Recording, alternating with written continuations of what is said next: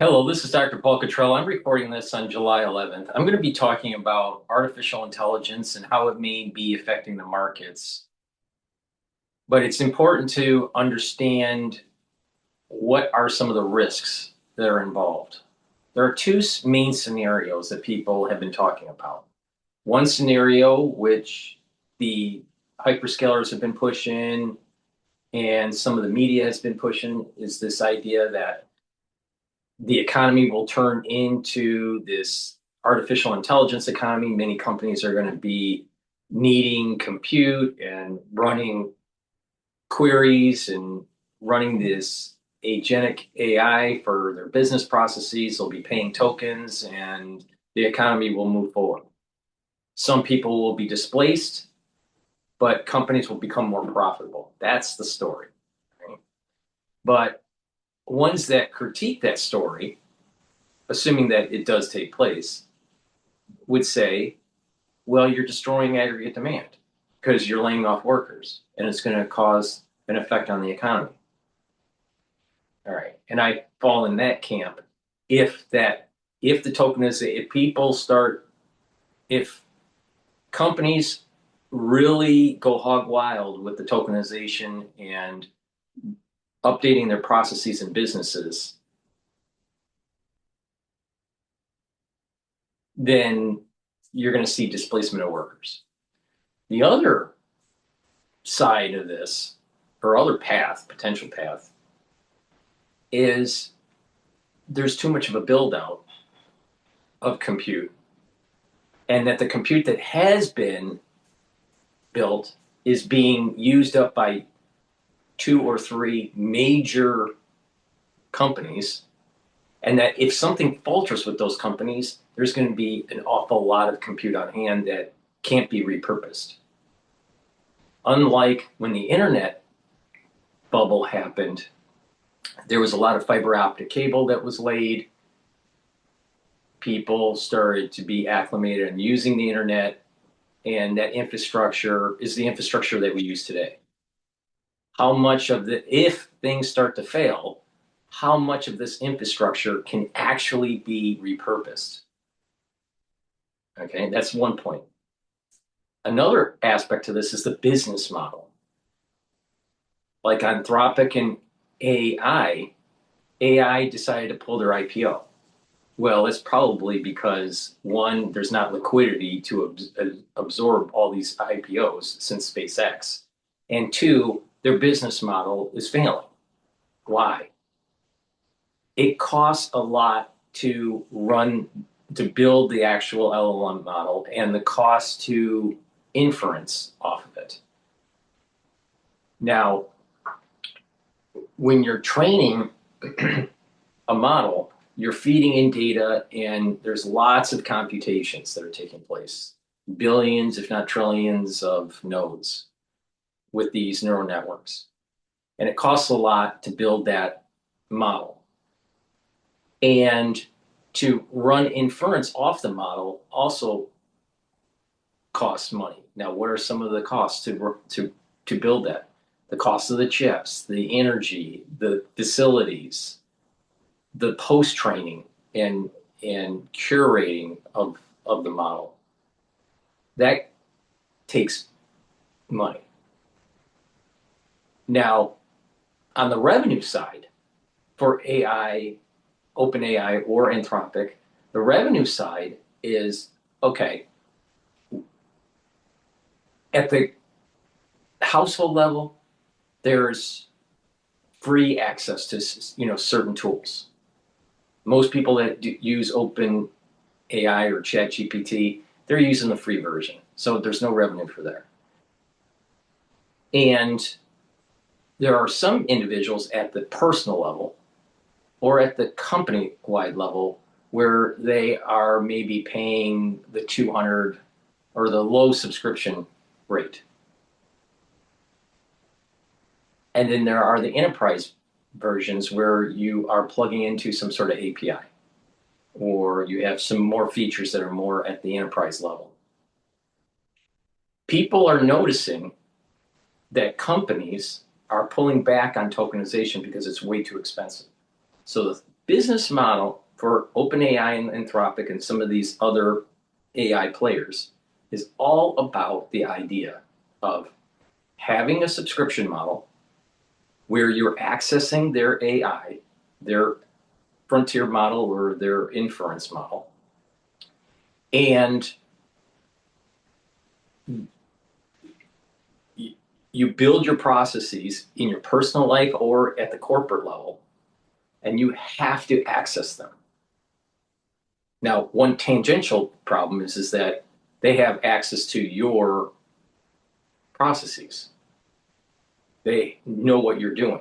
So they have a view of your intellectual property. That's one problem. That's the reason why everyone wants to go local, not on some sort of server.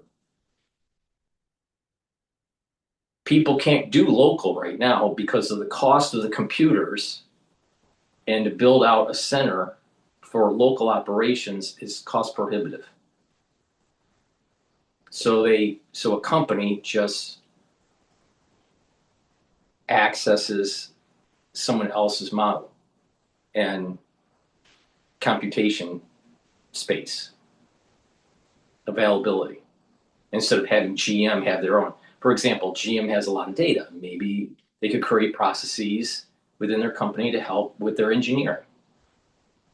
It's not cost effective for them to build their own model. So they will just piggyback off of a frontier model, let's say OpenAI, ChatGPT, and they build these processes. It's not very cost effective for them to build this huge data center. So they contract out space at a data center. So it's not cost effective yet, maybe never, to do it locally at a company. So they have to go to OpenAI or Anthropic, get data space, and crunch. And then GM starts to realize this is not cost effective for them. This is not the cost of the tokens each time that you're accessing it is just way too high. So there's going to be pressure to push down the price for revenues. That's one issue. The other issue is your API actually secure? It's not actually. Not API, the connection, your API connection, is it secure in the sense of what you're developing? They know your IP. So you have intellectual property problems. You have the high cost of the tokenization. It's too costly to do it locally at a corporation. And so what happens is that when you're looking at OpenAI or Anthropic, their revenues are somewhat capped. One, the need to do these high computational problems or high computation access is really not there at the individual corporation level. There's not going to be a lot of gain. Many companies are going to say, maybe we get a little bit of gain by doing this, but it's not really worth it. The tokens are too expensive. Even if you lower the token price, it's not that beneficial for us. We get very marginal gains. That's where everybody is at right now. So Anthropic and OpenAI are looking at, well, revenues are going to be down because corporations aren't willing to pay for those tokens because the marginal gain that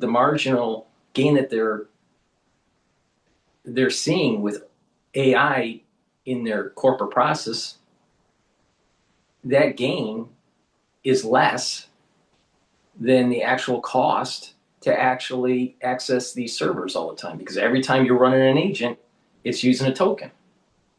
So OpenAI and Anthropic is just an annuity.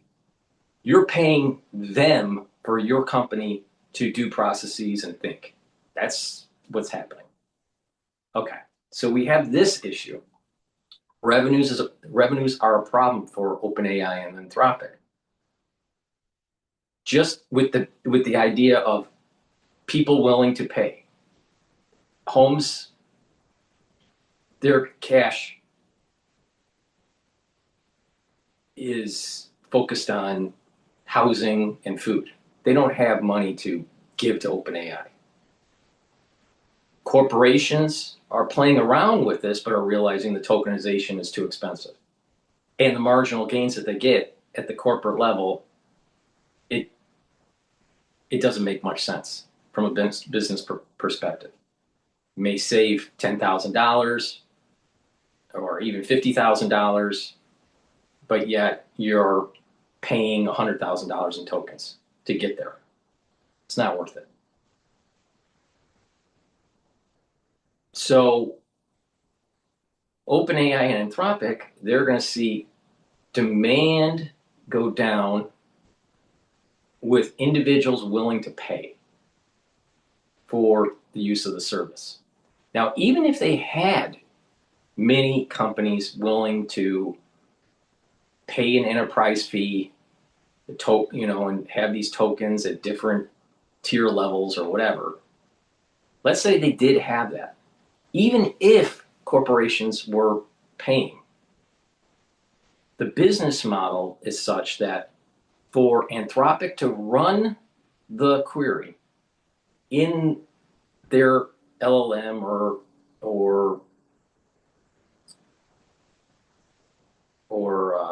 inference model, the cost to run it versus the actual charge that they are to the customer is upside down, meaning the cost to run the model from Anthropic's or OpenAI's perspective is, let's say, 10 times more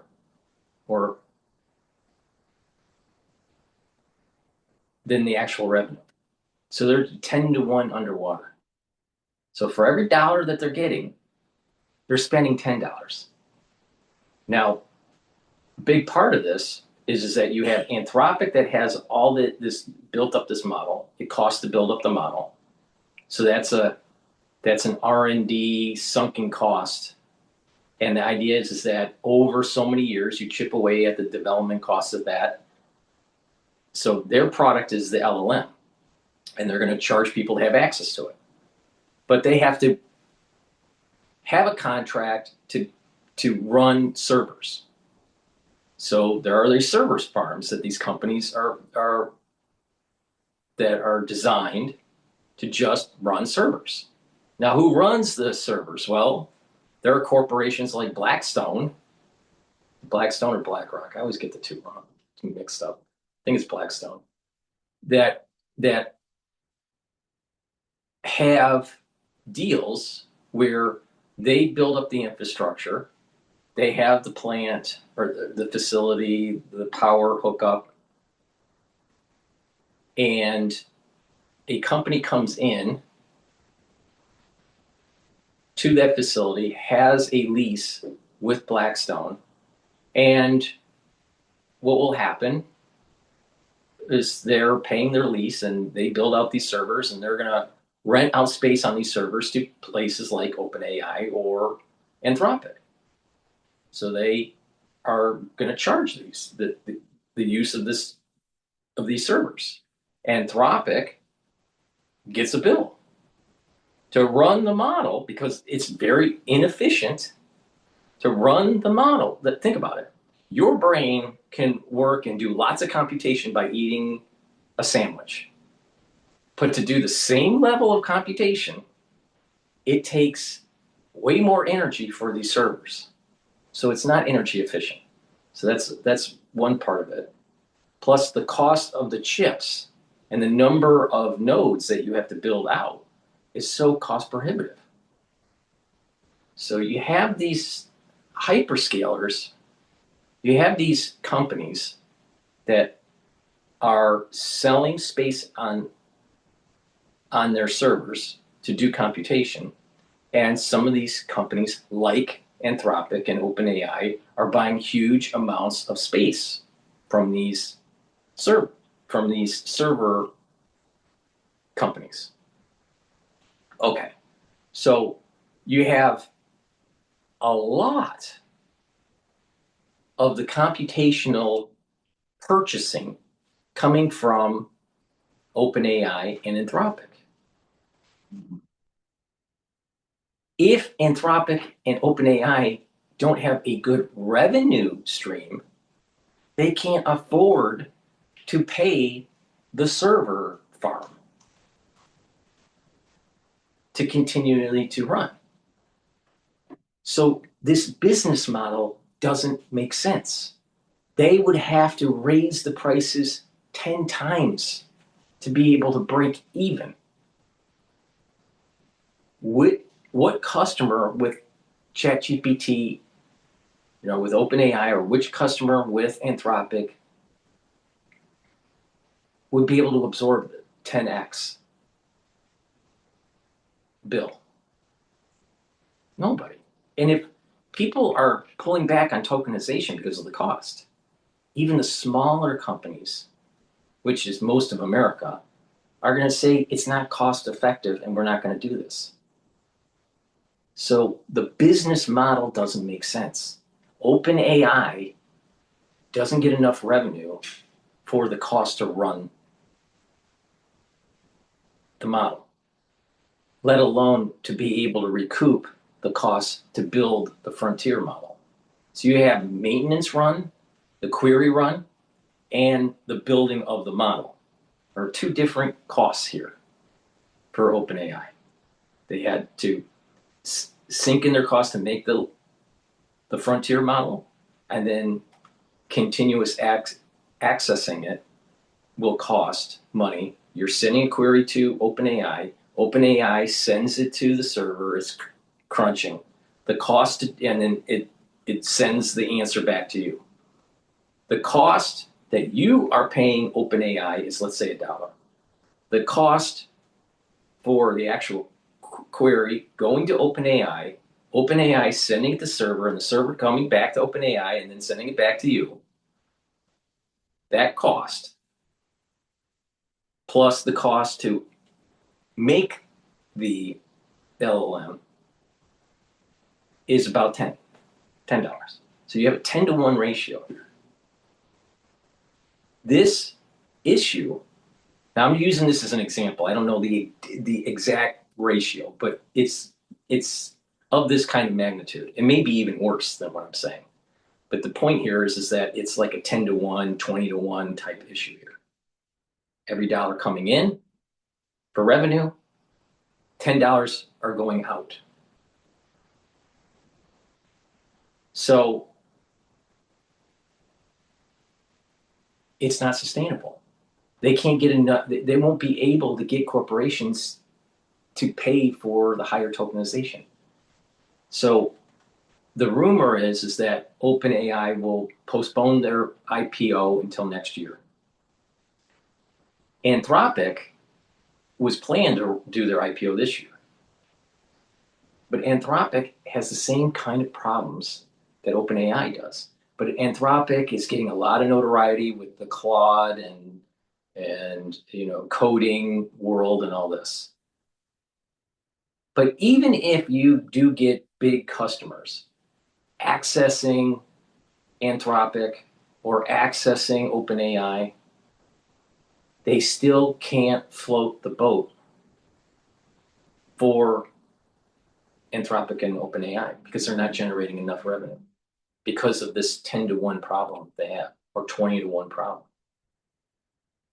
So when they fail, which it looks like they will, I'm not sure who will fail first, but it looks like OpenAI will. When they fail, then all this space that they have commandeered to run on the servers will be open. Now remember what I said. The servers are really focused on just querying. There's not a very good reuse case. So they end up becoming garbage. Now, the perception right now that we have is that there's not enough server space, so we have to build out. The reason being, these hyperscalers, these models, they use up so much computation, and OpenAI, Anthropic, Palantir, Meta, all these companies, Oracle, they're Microsoft, NVIDIA, whatever. They need all this space. They need all the computation. There's not enough computation. But if one of these hyperscalers, if one of these Mag 7 start to falter, let's say Meta or OpenAI, then you no longer need all that space because they've commandeered so much of the computational total.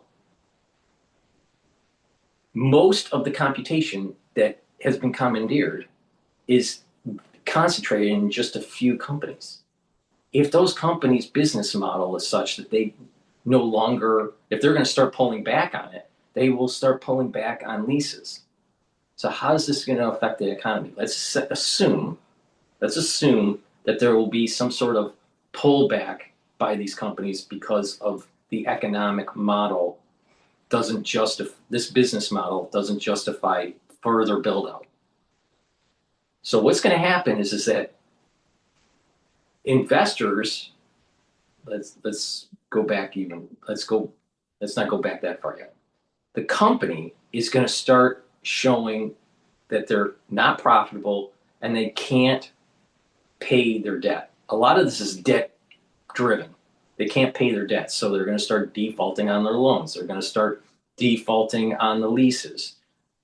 That's going to affect places like companies that actually have the servers running the actual computation. They're not getting paid by OpenAI anymore. So let's say OpenAI says they can't get any more debt, they can't issue an IPO, so they can't get any money from the equity market, and therefore they start pulling back. They don't pay on their lease. The server company loses money, has to close down.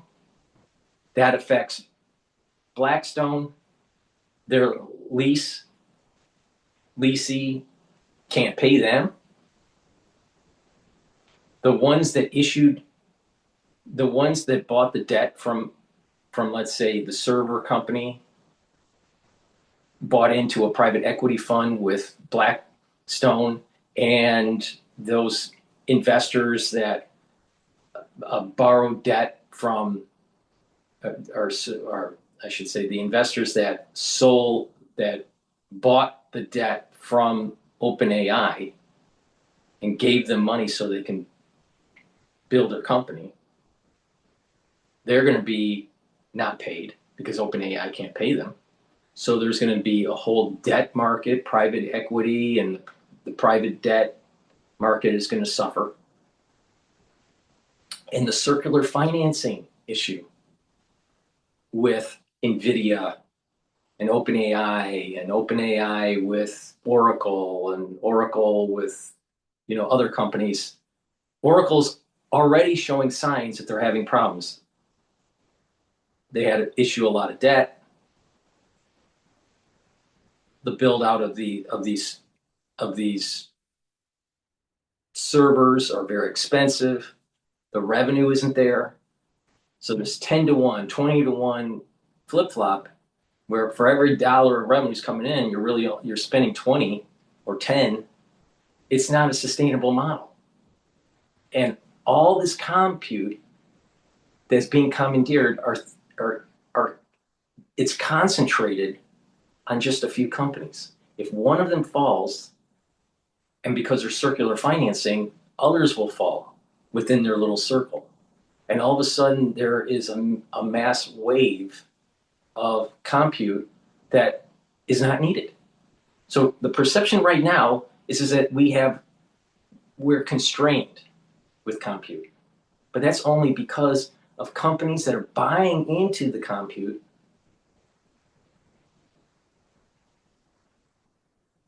but their business model isn't sustainable. And once they fail, there's going to be a deluge of open compute out there. And then all of a sudden, the memory chips will start to, right now, memory is high.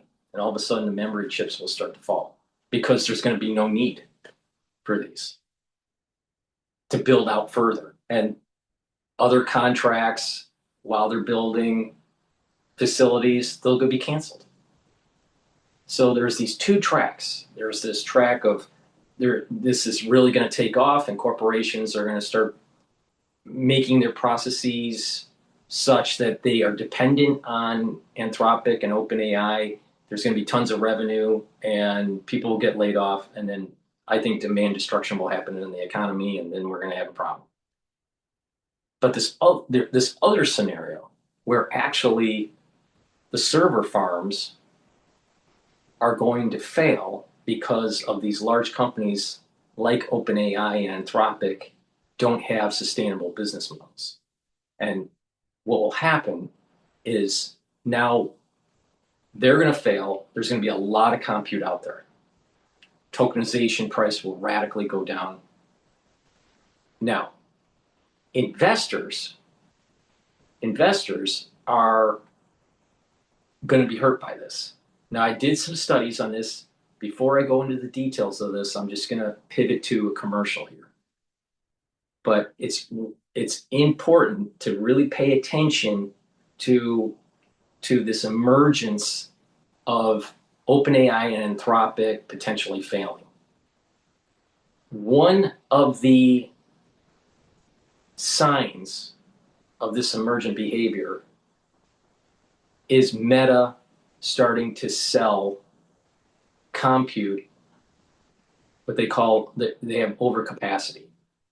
So they're selling compute. You have these servers that are getting all these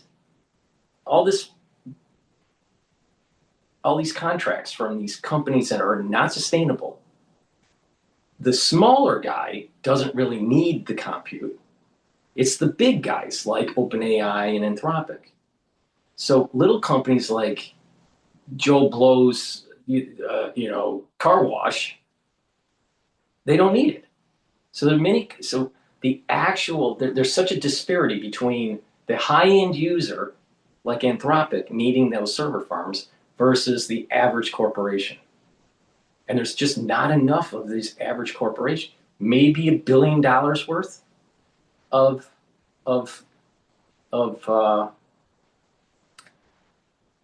revenue, maybe $2 billion worth of revenue. Even if it was $5 billion worth of revenue for the small corporation, small fry type enterprise. Even if it's $5 billion, it doesn't justify hundreds of billions of dollars worth of building server farms. So even if it's $5 billion a year, and it's probably not for the low guy, for the low end user, it would take decades to pay off. And these chips become obsolete within 3 years or less. And there's a drop-off rate when these server farms are running. There's a 5 to 10% drop-off where the chip burns out. It doesn't last for 3 years. There's a burnout rate. So there's like a 5 to 10% burnout rate of the chip that has to be replaced, plus the obsolescence of the chip. So there's not this model. The point I'm making is this model isn't sustainable. The other issue is Oracle. Oracle has been downgraded for their credit rating, one rating above junk, and they're showing losses because of this big build out. I personally think they built out too fast, and the business model was you were going to lay off your workers, and you were going to basically tokenize your worker, And OpenAI and Anthropic, we're going to make the money on it. And you would maybe save $50,000 for every employee that you tokenized. And you got rid of the individual and you tokenized your employee. You've created an AI agent. Every time you access that AI agent, you're paying Sam Altman a certain amount of money every year. But the reality of the situation is hard to do, and you're not in control of your IP. And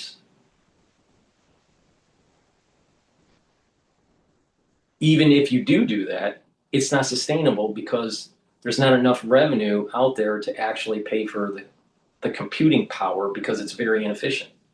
So most likely this is going to crash. So the two canaries in the coal mine here, Oracle, well, three. Oracle's situation, Meta stating that they built out a compute, they don't need as much, and now they're going to sell it on the market.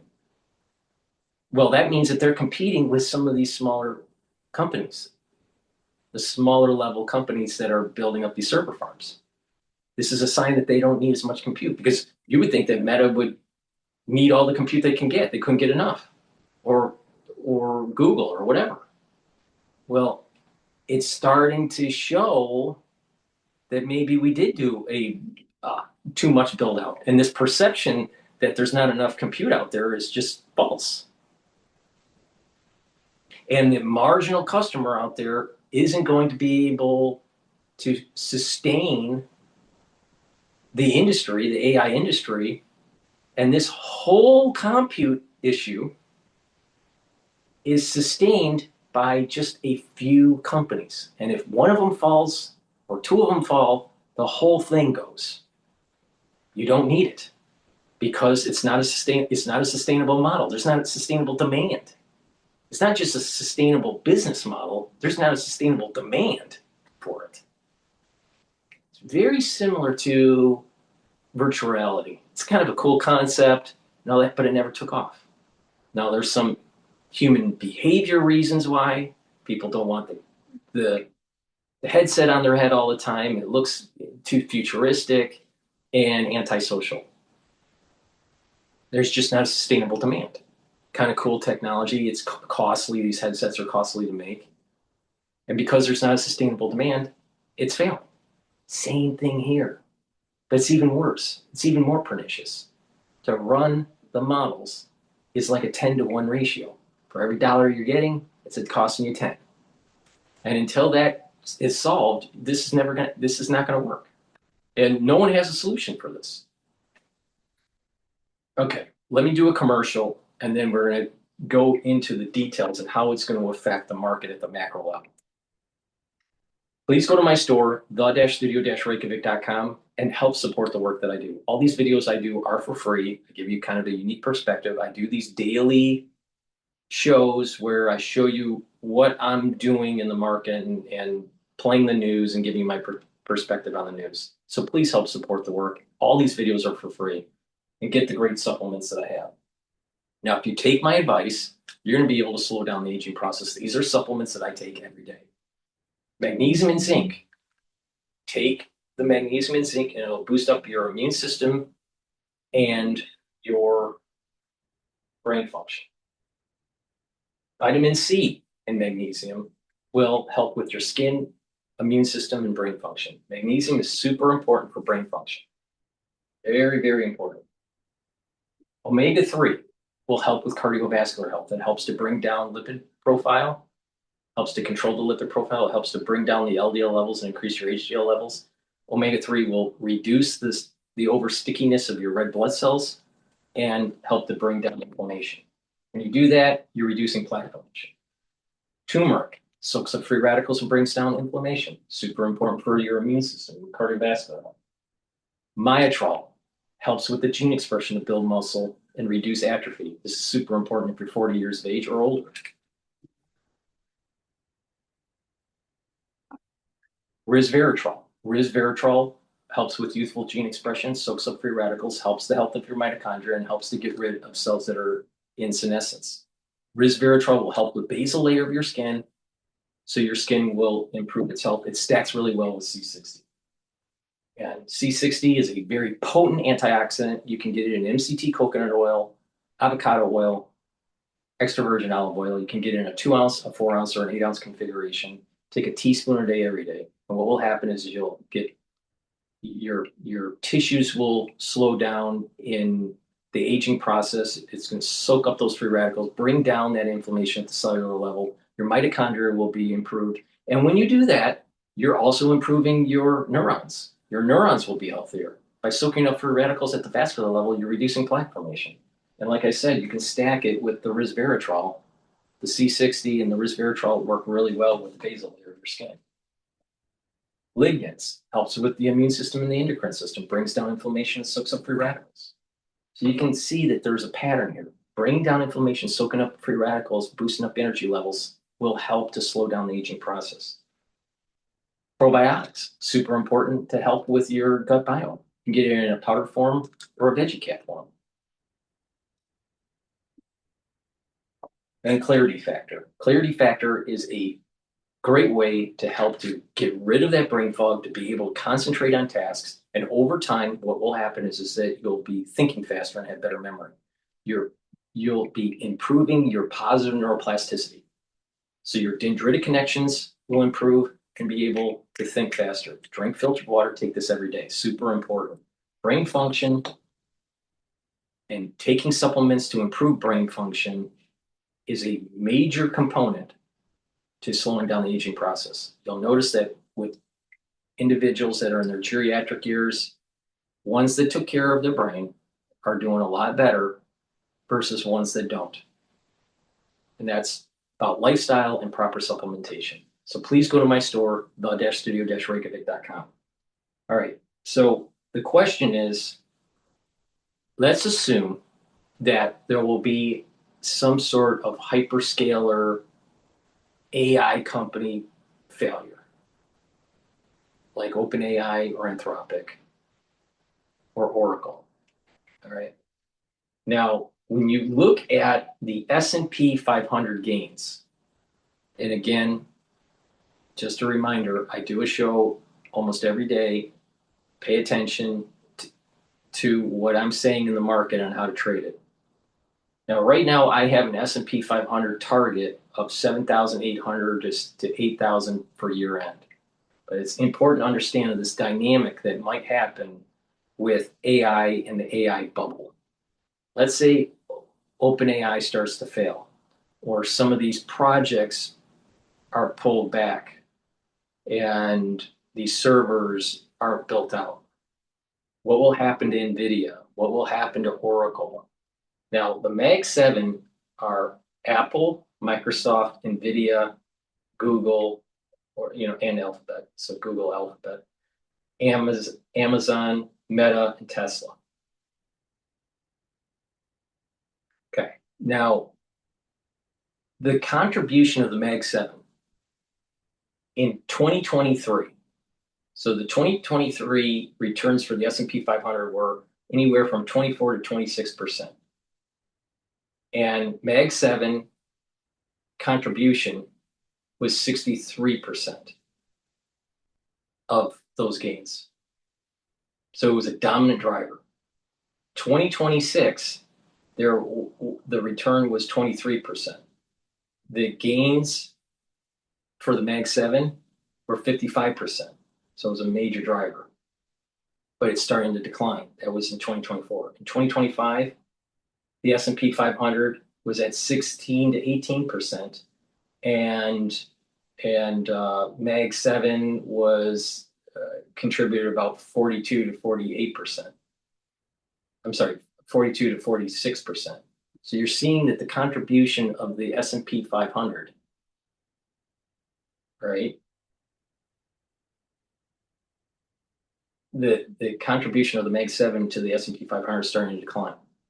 In 2026, it's almost near zero or slightly negative as of this recording. And the S&P 500 is returning anywhere from 8 to 10%. So the Mag 7 is underperforming the rest of the market. at the moment. Now, if you pay attention to the news, this is the reason why you want to watch my show. It's not about what they're saying, but to understand the manufacturing consensus that's taking place in the media. We have been programmed and conditioned to believe that we need AI. Why? Because the open AI and Anthropic model and all of the circular financing is dependent on a demand that really isn't there. So they're trying to manufacture the demand. And they have a business model where it costs so much to do their business relative to the actual revenue stream that's coming in that it's unprofitable. So right now we have an S&P 500 that is doing relatively well, 8 to 10%. You know, you do 7%. If you're doing 7.2% return for every year for 10 years, you're doubling your money. So that's pretty good. You know, it's not double digits. You know, everyone wants the 24%, but a big part of that big push in the S&P 500 was due to the Mag 7. What happens when they start to falter? Okay, so if you run a scenario analysis where if OpenAI starts to default on their debt, starts to not pay the server farm, a failure of an IPO and all this stuff, Oracle defaults on their debt or is having problems, there's going to be a major pullback. And if there's a major pullback, then they won't need to buy chips from NVIDIA. NVIDIA will start to have declining revenues.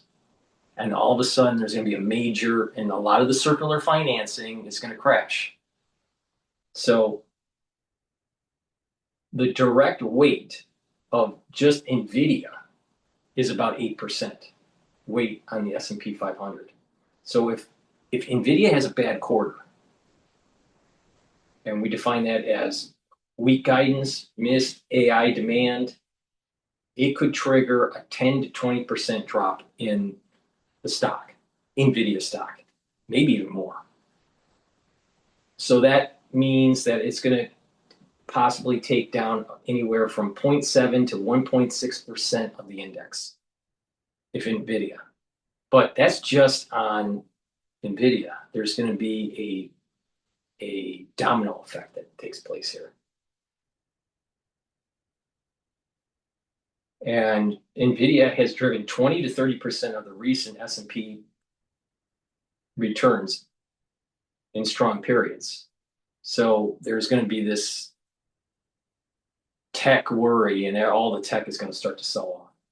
The hyperscalers like Microsoft, Amazon, Google, and Meta, they can contribute 15 to 20%.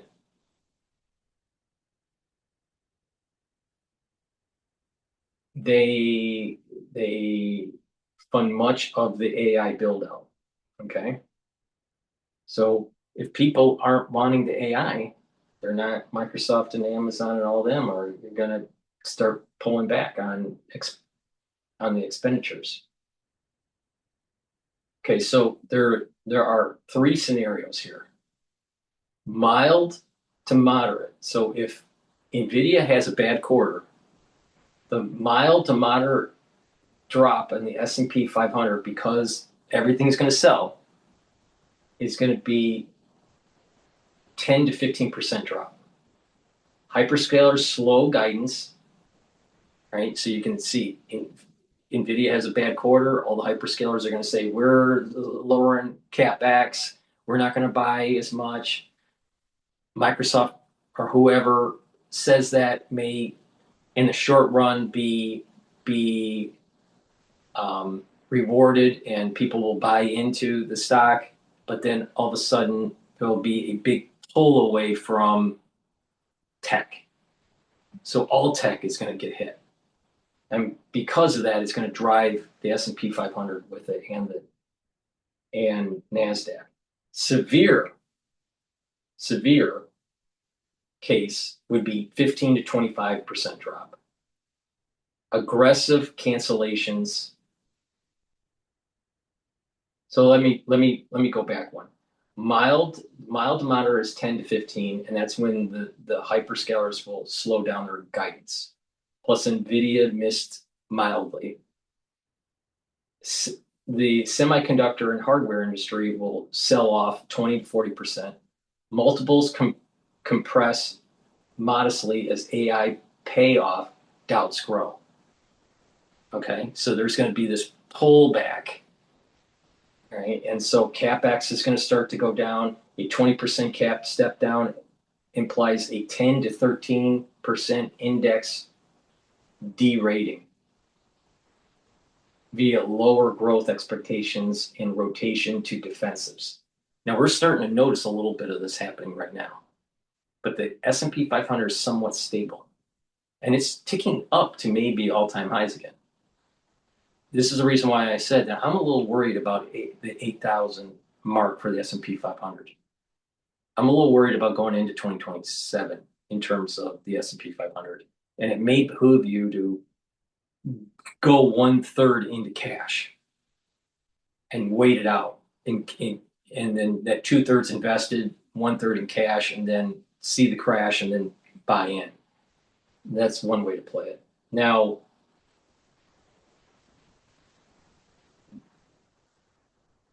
in the severe case, we can have a 15 to 25% drop, and it could be, in that case, there's aggressive cancellations, NVIDIA guides sharply lower, demand glut fears.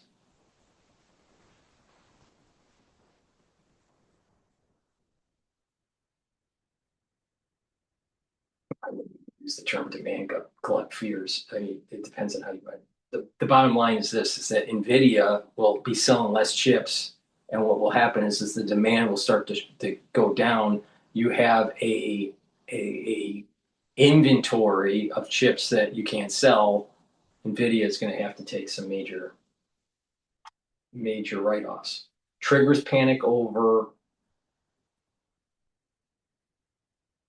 investments and debt reliance at hyperscalers. All this debt and circular financing starts to be a problem.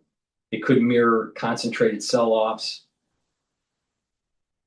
similar to early 2022 tech drawdown or dot-com echoes.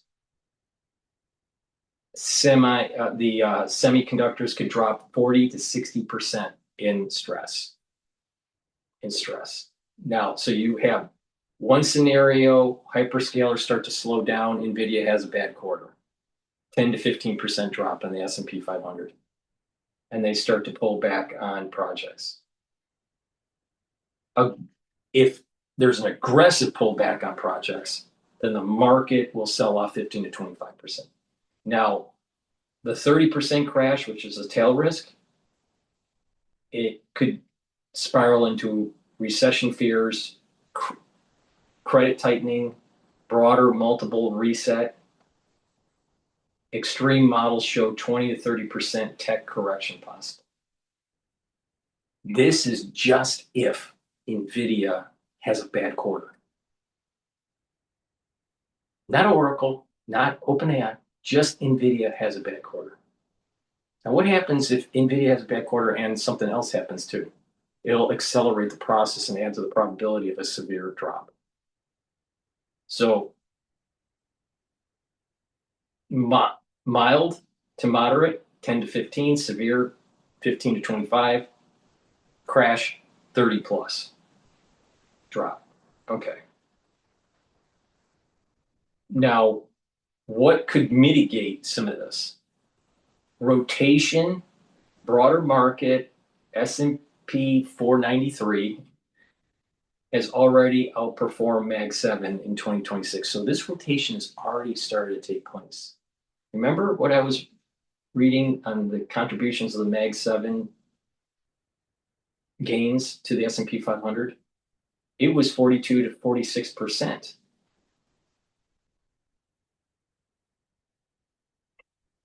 In 2025, it's almost zero this year. So the S&P 500, even though it's up, it would be up a lot more if Mag 7 was doing well. but people are rotating out of, people are moving their money into some of these other companies in the S&P 500. So the risk exposure is starting to pull away.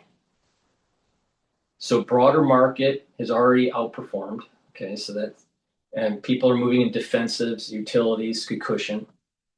So there's this AI rotation that's taking place. Not instant collapse would be a mitigating factor. So if it's just a bad quarter, and there's still a little bit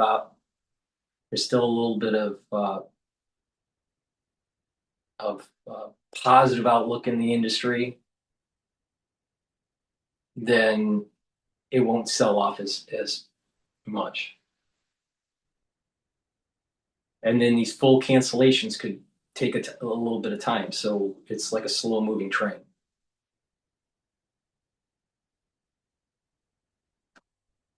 When we have NVIDIA have their poor quarter, or OpenAI starting to show that they can't pay their bills, it'll start this domino effect.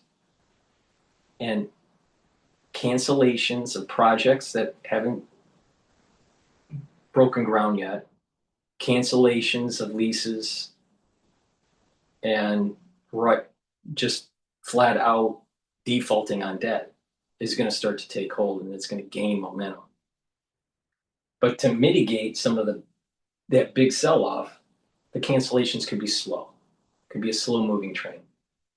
And then policy or Fed response, potential rate cuts or stimulus if growth fears spike. So if it really brings down the market, you're talking QE to infinity. So that's what's happening with the potentiality with the market. Now, when is that going to happen? It all depends on when OpenAI defaults on their debt, or Oracle, or a bad quarter with NVIDIA. So there's a decent probability that this is going to happen. Now, I think I did a probability study.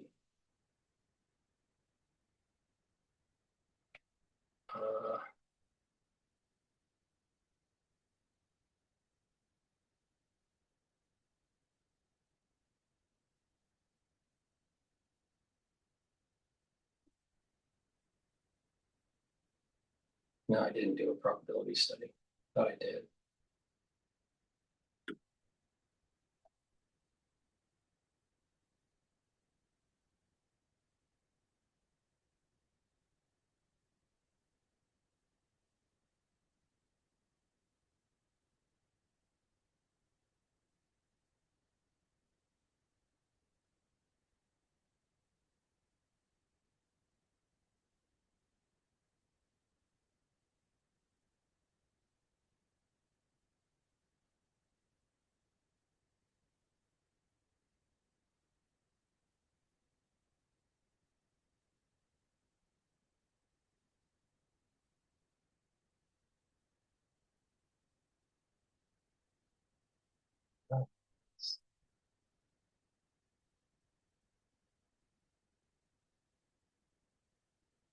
All right, while I'm looking for that, let me just plug some supplements here. Please go to my store, the-studio-reykjavik.com, and get the vitamin B complex. Vitamin B complex is perfect for you if you're 40 years of age. It'll help to rev up your metabolism, help to protect neurons with vitamin B12. And the first 4 B vitamins in the vitamin B complex will help to boost up your electron transport chain so you have more ATP. Your electron transport chain within your mitochondria produces your ATP, so you'll have more energy. Super important if you're 40 years of age or older. Okay, here's the probability study. The probability of significant AI slowdown triggering a decline in the S&P 500, 20 to 35% in 2026. 40 to 60% in 2027. And 30 to 50% in 2028. So there's a high probability that's going to happen in 2027. And this is the reason why I keep on saying And I know I'm going to scare people when I say this, but there is metaphysics with this that's happening.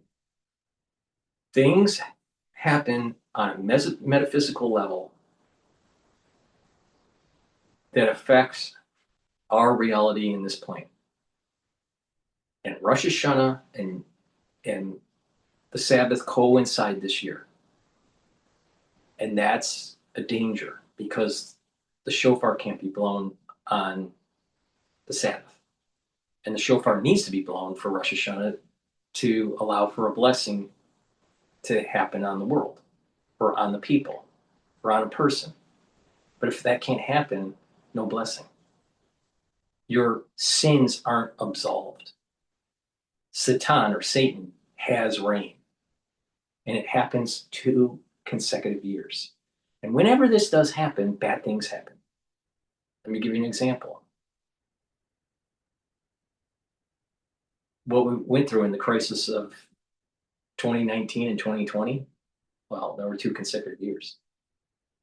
So we have to worry about this approaching problem. It starts 9/11, 2026. And this 2 years of not being able to silencing Satan is right in line with the economic potential meltdown of AI. On top of wars in the world like the Middle East, and everyone's saying that we're approaching the time when China invades Taiwan. It's right in those years, the danger years, what I call the danger years. So we're seeing economic hardship. We're seeing a meltdown of AI, world catastrophe. Our bodies are not as physically fit because of the crisis we went through in 2020. The dumbification of people, the cost of living,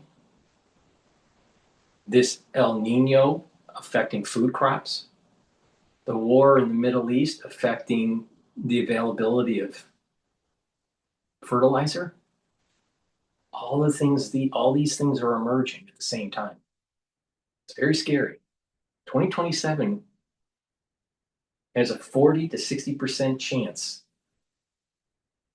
of a market crash. All right. With that, I'm going to play some videos here. Before I do, please go to my store, the-studio-reykjavik.com, and get the Manuka honey and the orange splash. These are made from structural nanosilver. Use them during the cold season, the allergy season, or if you're cleaning around the house. Have a few bags of this at your household. You never know when you need them. Very high quality, and it'll help to neutralize the allergen, or use them during the cold season to neutralize. So please go to my store, the-studio-reykjavik.com, and get the structural nanosilver lozenges. And digestive enzyme complex. Digestive enzyme complex helps to reduce the load on your pancreas as you are digesting. Now, digestive enzyme complex will help to break up carbohydrates, proteins, and lipids, and allow you to absorb those nutrients. And it's really important, especially if you're 40 years of age or older, to reduce that load on your pancreas. Now, digestive enzyme complex also has bromelain, so it'll help to break up proteins, but bromelain also helps to break up clots. And this has the proteolytic enzymes to break up glycoproteins. Super important during the cold season. This is the reason why I said you should be taking the digestive enzyme complex during the crisis of 2020. And oh, by the way, it worked really well. So please go to my store, the-studio-reykjavik.com, and get the digestive enzyme complex. If you're 40 years of age or older, you need to take care of your pancreas. So reduce the sugar content in your diet and make sure you take the digestive enzyme complex. All right. I want to play some videos that I think really hit home on what I've been saying for 2 years. I said, a crisis is coming. It's an economic crisis. It's a physiological crisis. It's a crisis of domestic policy and governance, geopolitical crisis. It's all coming to a head here.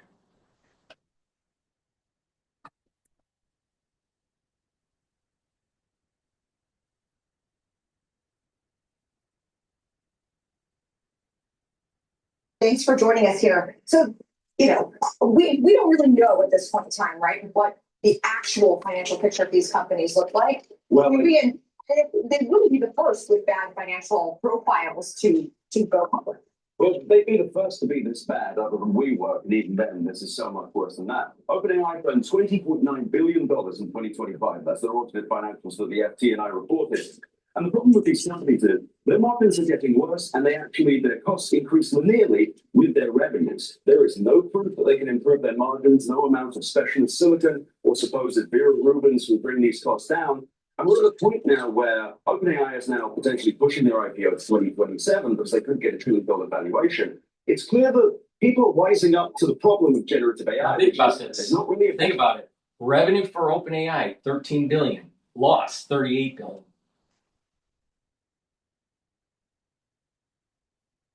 They can't make money. The business model doesn't make sense. There's not enough demand willing to pay for it, the tokens, and the cost for the compute is too high.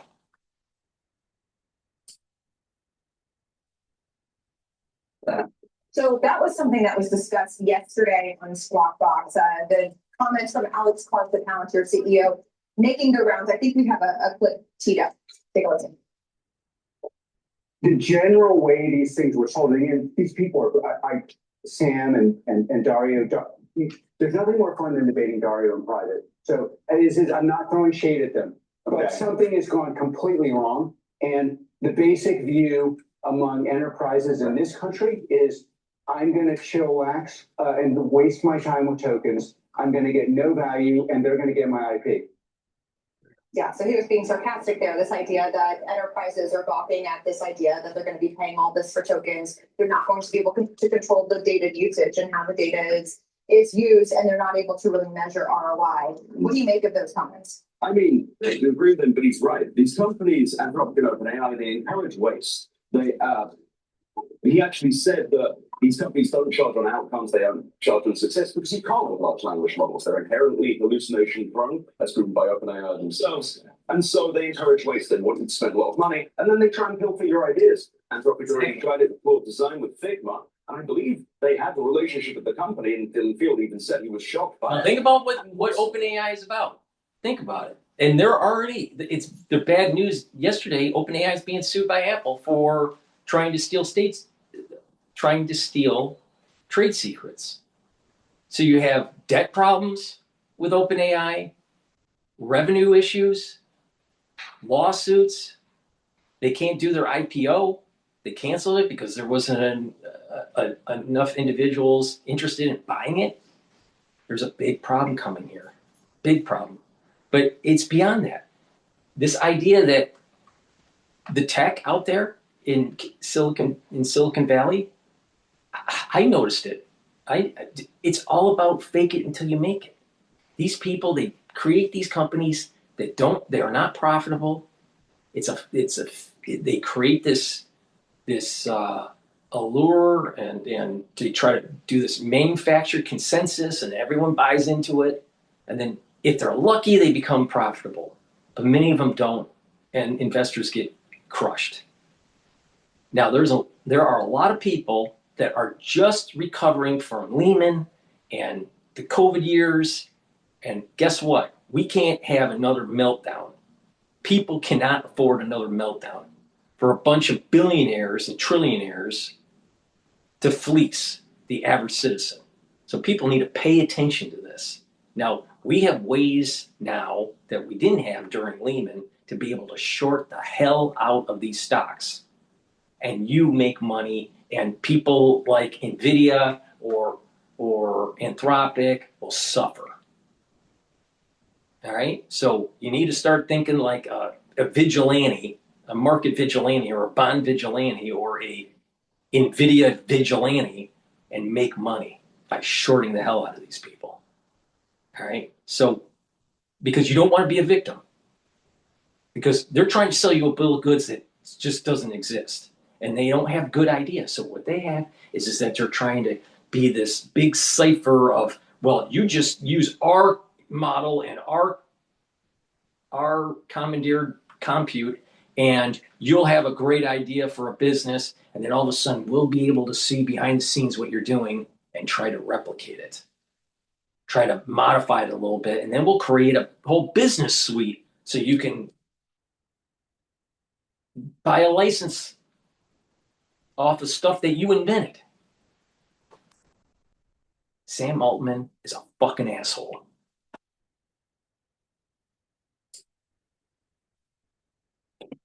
See it as well is their copies of these companies are not particularly good. They don't make great software. You'll notice that both Anthropic CEO Dario Amodei and Sam Altman have both said, we can't wait to see what you build with this. Well, that's because they don't know what you can build with this. They want everyone else to do their innovation for them, spend as much as they can on tokens, and then take whatever's left. Except they lose too much money for that strategy to actually work.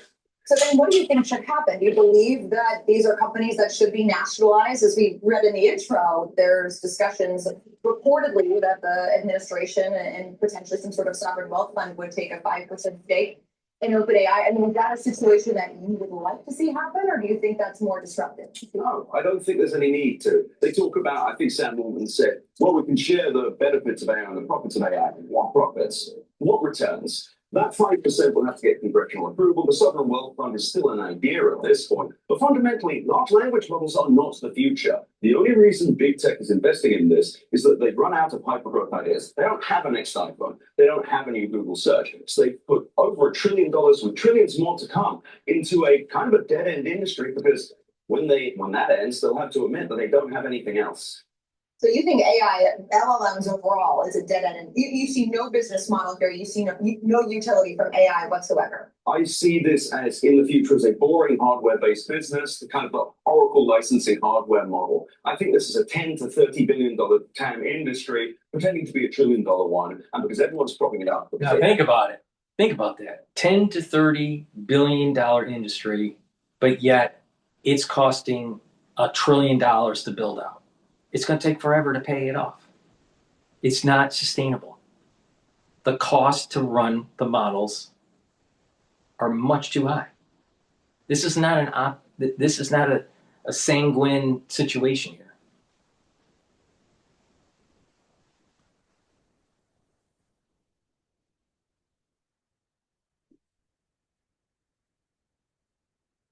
Now, think about what's the size of the actual software industry. The size of the software industry is probably, I don't know, like maybe we should. My guess is less than $1 trillion, right? All of the software out there, the software industry.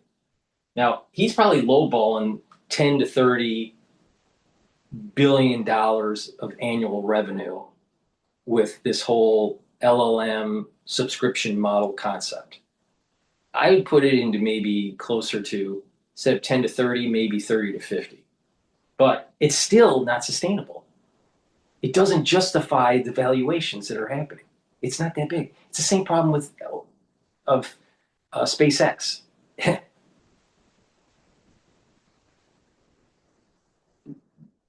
The total estimated market is much lower than what SpaceX is suggesting. I mean, it's just, but SpaceX is a little different because it's the Elon Musk factor, and a lot of people, it's a meme kind of stock, and you know, there's other behavioral dynamics. But the question is how big is the software industry? Now, if we do a little bit of research here,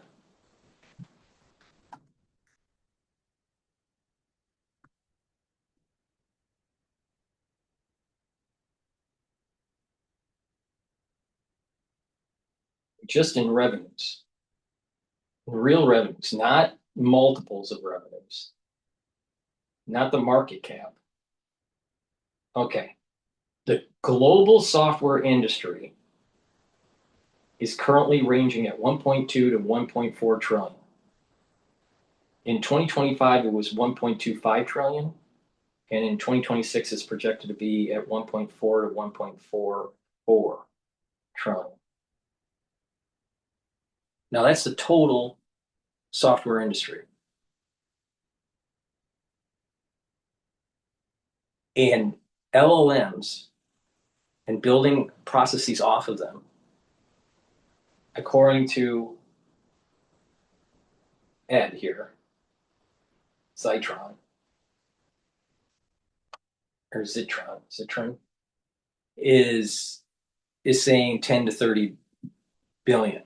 So you're talking about a small software company, actually, or maybe not small, maybe mid-sized. But the point here is this is only a drop in the bucket of what the actual size of the software industry is.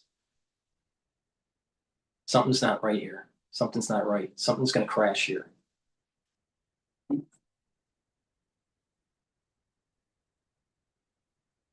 Hypergrowth ideas, and we're just kind of pretending it's the kayfabe of the tech industry. Really, it's run out of ideas. It's funny you mentioned Oracle because people were quoting the annual yesterday. Quote, some of our customers, OpenAI, may be highly leveraged. We may experience risks of non-payment in our dealings with such parties. Are we going to see this from a market standpoint first in shares of hyperscalers?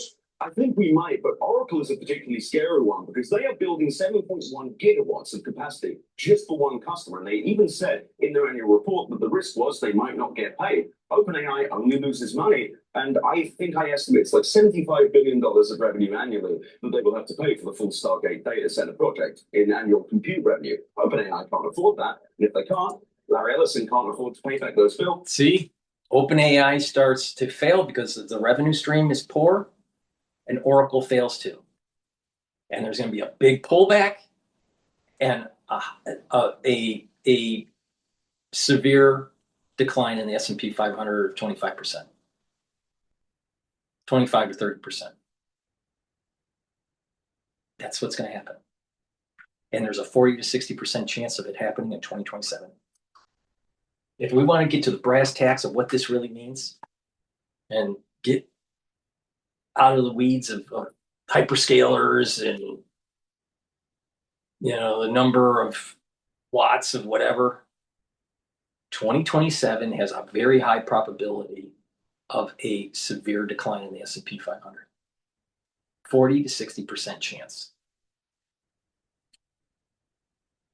And what's going to light this fuse is OpenAI failing, paying their debt, paying their servers, because if they can't get financing, it all crashes. They can't do an IPO, so they can't get equity financing. And we're already seeing signs that debt financing with these Mag 7 and hyperscalers, the tap is getting closed. The money isn't flowing through. It's July 2026. We'll probably make it to a record S&P 500, and it's going to crash in 2027. I highly recommend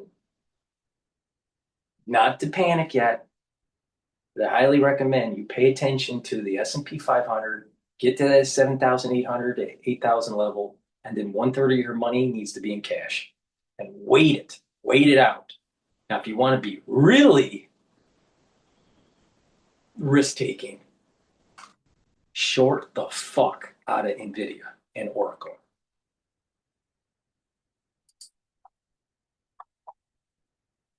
Oracle stock will be in jeopardy along with the margin loans that Mr. Ellison holds. It's genuinely dangerous, and it's dangerous across the board for neoclouds, for hyperscalers, for every associated party of the LLM industry. Is Oracle the tip of the spear on that, or is it something else? I think it could be the neoclouds, because with this rumor of Meta selling their AI capacity, I think companies like Core, even especially Nebius and Iran, and Cypher Mining and all of them, TerraWolf as well, they're basically outgrowths and they're subsidiaries of NVIDIA. NVIDIA is now, well, according to the information, going to be paying them to rent back their GPUs when they install them in the data center. This is something that only happens in an industry without diverse and real demand. Meta is an interesting case in this instance because they don't as yet have the third-party cloud services revenue popping it up. But people point to their own top line having accelerated in the first quarter of this year from like 23% to 33%, presumably because they're implementing these AI tools or somehow making the platform more productive along those lines. And at the same time, it shows you the fallback option. We're creating all this capacity, even if it's not a business model. The capacity is there. We've gotten the kind of the power and the compute in place. Maybe that helps society down the road. Well, the thing is with Meta is I don't necessarily agree. AI is not driving Meta's revenue growth. The fact that they have an effective monopoly in social media is. Microsoft, Google, and Meta and Amazon are all doing a funny little, I don't want to call it a scam, but it's a trick where because the other businesses are still growing, but they never disclose their AI revenues, everyone conflates that with AI driving their growth. In reality, their other businesses are growing and AI is losing them money across the board. You'll notice that neither Microsoft or Amazon, who both share their run rate of AI. Now, think about this. Think about what he's saying. Some people are saying, well, the market's going up because businesses are becoming more productive. Right? Remember what I said. Mag 7 doesn't contribute right now to the actual uptick in the S&P 500. Actually, it's a little bit of a downdraft. It's a little bit negative effect. So we're trading at about 8 to 10% return on the S&P 500. It would have been higher if Mag 7 was doing well, but they're not because institutional investors are pulling out. They're they see this because they understand the debt issue here. They're pulling out. So the exposure is less. And companies that have real business models, doing, selling pizzas or whatever their business is, but they have real revenue and controlled expenses are driving the S&P up. But then you have these people on these business channels saying, well, the S&P 500 is up 8 to 10% because of AI is driving businesses. Bullshit.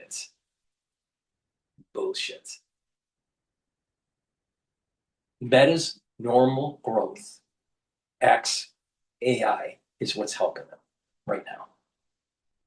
Any investment in AI is a hindrance.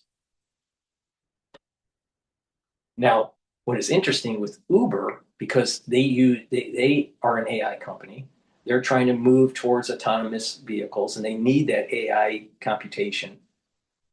The question is, will individuals really buy into autonomous vehicles? Okay, maybe for Uber, maybe. Let's just say everybody that uses Uber will now use an autonomous vehicle that Uber controls.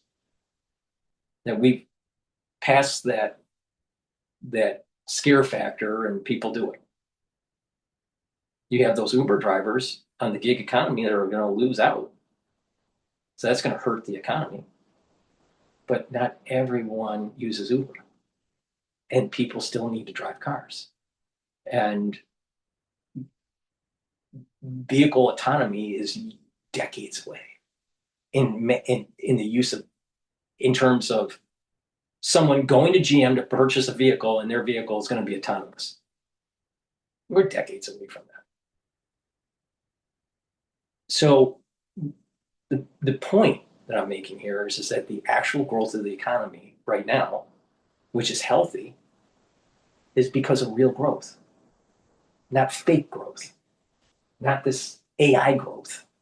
We had in the S&P 500, it grew with fakery for the last 2 years, in 2025 and 2024.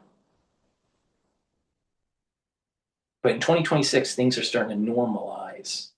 But when things start to fail because of the circular financing, it's going to drag down the whole economy. And the probability is 40 to 60% in 2027 for a severe decline 25% to 30% of the S&P 500. Will share the actual AI revenues. That tells you that these companies are afraid. Public companies love good news. If they had good news, why wouldn't they share it? That's because they've only got bad news here. So what do you think then is the straw that ultimately breaks the camel's back? You've got trillions potentially at stake in terms of just overall CapEx investing through the years. I mean, it seems like there is a collective desire for this to work. What ultimately provides the challenge or presents the challenge in your mind that kind of reverses all of that? So I heard a Goldman analyst say recently that the first hyperscaler to pull CapEx will get rewarded by the markets. I think that CapEx pullbacks they're the sign. I also think any financing falling through for OpenAI or Anthropic would be a sign, but I think we're going to start seeing AI companies kind of start falling out of favor and not being able to raise money. But the big thing is debt. When data center debt stops being issued, that will be when it's bedtime for this industry. Yeah. Because even if they think AI is going to win, we've got 100 gigawatts. That's right. And many economists say that the party ends, the bubble bursts once the debt can't be financed. It all blows up once the debt can't be financed. And the banks are going to start looking at what's happening, and they're going to say, no more money for OpenAI, no more money for Anthropic, no more money for deals making servers. It's all going to collapse. Center capacity allegedly under construction or in planning. That's trillions of dollars of money that needs to come from somewhere. And we are tapping out the debt markets. We saw that with Google raising that $85 billion equity raise. Although you'd agree that spreads do not imply that moment is anytime soon. Spreads have been wrong before. That's the thing. And I think that perhaps the timing isn't going to be immediate, but at some point, a hyperscaler is going to pull back CapEx. And when that happens, well, this is the industry of followers. The tech industry doesn't have ideas. They just copy each other. Everyone copied Satya Nadella when he put ChatGPT in Bing. And I think that whoever breaks CapEx first, they'll follow them too. All right. Ed, thank you very much. Thank you. Ed the Trump.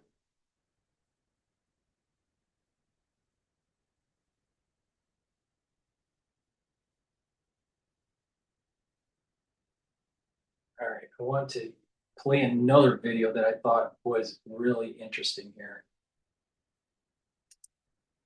But before I do, please go to my store, the-studio-reykjavik.com, and get the Goodnight Formula. Goodnight Formula helps you to get into 3 to 4 to 5 cycles of REM sleep or deep sleep. By doing that, you're going to be detoxifying your central nervous system, consolidating memory, which is super important for brain function. And you'll be well rested. It has tryptophan, melatonin, GABA, and passion flower to allow you to get those cycles of sleep to help with brain function. Good sleep will slow down the aging process. Vitamin D3, super important for your cardiovascular health, your immune system, bone density. You should be taking it every day. The ashwagandha root helps to control cortisol levels and blood glucose levels, helps the cardiovascular health and brain function. Please go to my store, the-studio-reykjavik.com, and get the great supplements that I offer. Use discount 5 and you get $5 off. All right, I want to play this video. I think it was excellent to understand the compute build out is way in excess. And the individuals that are optimistic about this industry, I don't think are really paying attention to this upside down business model. It costs more to run the business than the actual revenues. And the servers are obsolete in 2 to 3 years. So when these companies fail, there's no use case. What do you use it for? All this money is flushed down the toilet. Stupid, absolutely stupid. But a bunch of billionaires out there from California thought they knew better. And they thought that they would be able to use the business models out there, the business schools and the business media to kind of pump this all out. I see so many artificial intelligence companies popping up with these new grads coming from Harvard.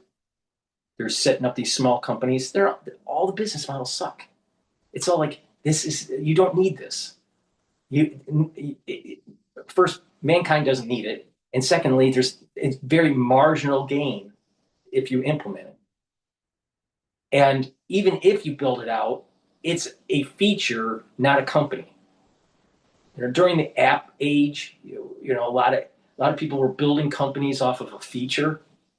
Larry Ellison was talking about this. Is that a lot of these companies that were popping up in the early days of the .com era, they were like features. They weren't like real companies. Oh, we have a cart. We figured out how to do e-commerce, and we have a cart. That's not business. That's a feature.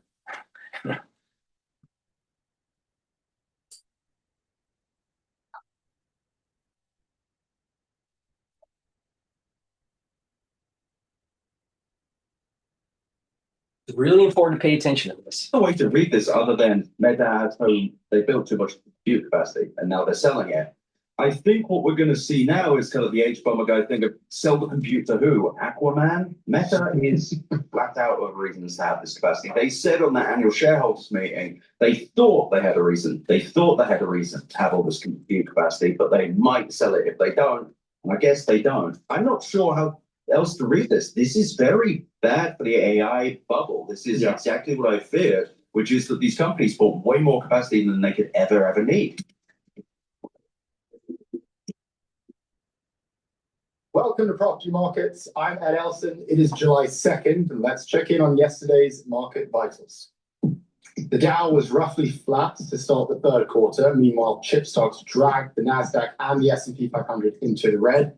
Brent crude dropped as the US signaled talks with Iran were productive, and the yield on 10-year treasuries rose after Fed Chair Walsh said inflation was, quote, too high. Okay, what else is happening? The cloud computing industry has just gained an unexpected new arrival. Meta is reportedly planning a cloud business to sell its excess AI capacity.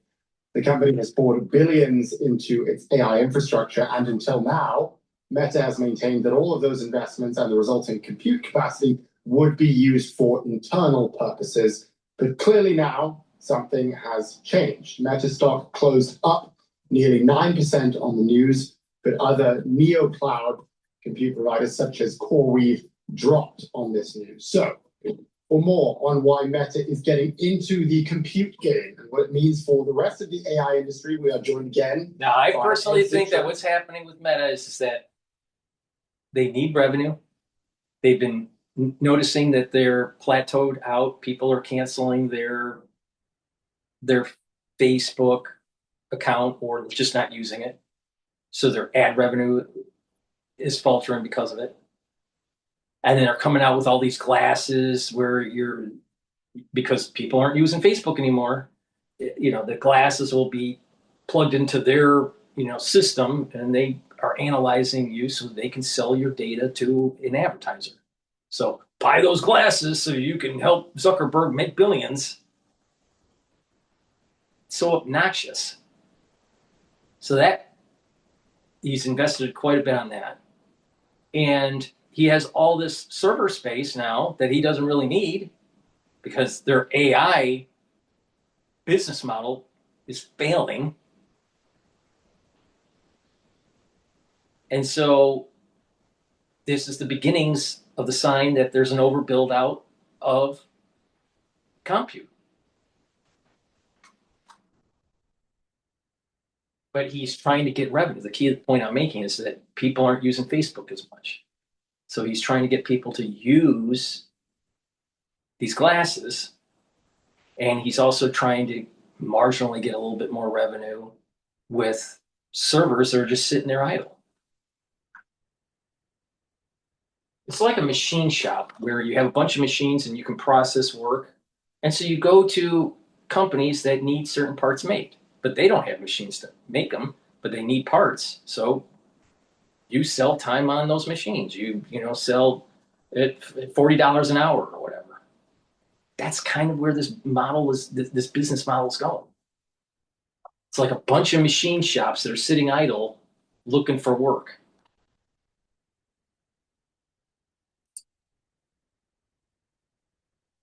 Of the Where's Your Ed At newsletter and host of the Better Offline podcast. Ed, good to see you. I'll just start with the good news on my end, because for those of the listeners who follow me on social media, I actually bought Meta last week and it's up 10% since then. So technically I'm happy because my view was that the price was pretty cheap relative to the rest of tech and relative to the S&P. That's the good news. Bad news potentially is we thought that Meta was going to build their own AI products. Now they're saying, no, we're going to sell the compute to someone else, for someone else to build their AI products. And that's why I wanted to talk to you, because it doesn't seem like a great signal for the AI industry. And you've been all over this. So your reactions to this message? Well, I think it's a sign that Meta is walking away from its AI play. It's Baron Borowski over at the Wall Street Journal made this point earlier. Meta was meant to have an API for its Muse Spark AI model weeks ago. Just hasn't happened. And now we've got these rumors of Meta allegedly selling off its compute capacity. There's no other way to read this other than Meta has they built too much compute capacity and now they're selling it.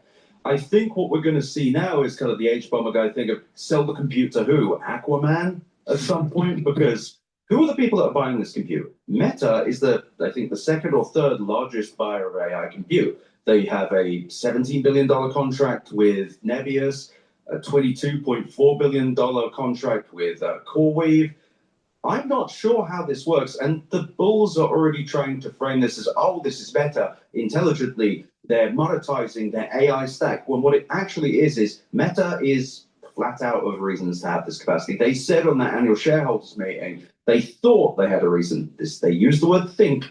They thought they had a reason to have all this compute capacity, but they might sell it if they don't. And I guess they don't. And I'm not sure how else to read this. This is very bad for the AI bubble. This is exactly what I feared, which is that these companies bought way more capacity than they could ever need.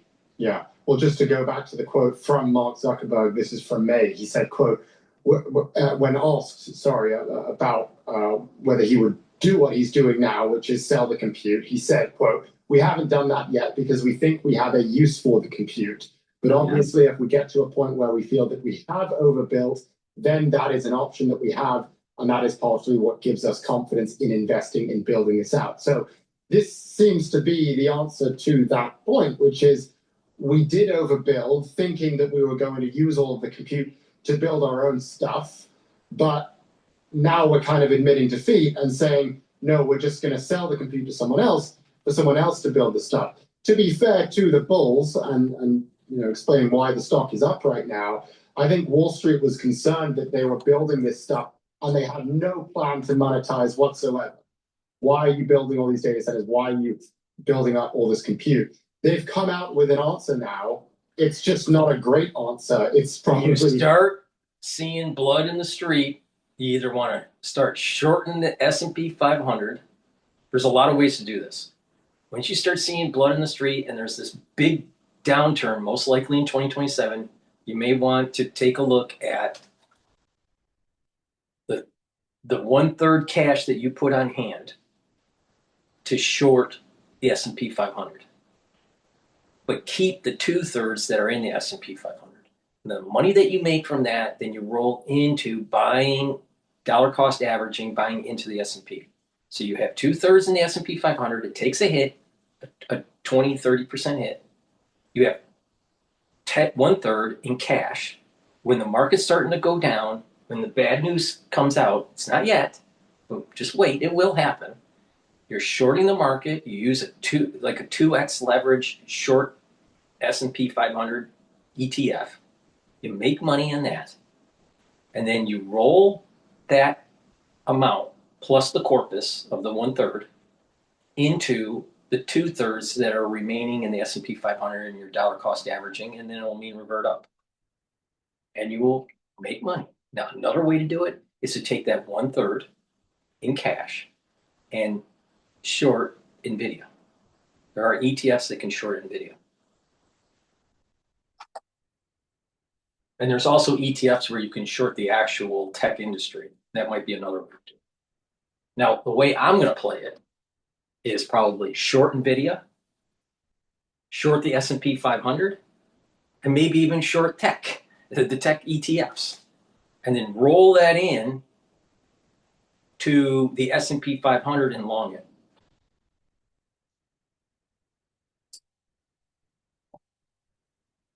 Easiest answer you could come up with. This event that's going to take place, if the 40-60% chance comes to fruition of a 25% decline in the S&P 500, you can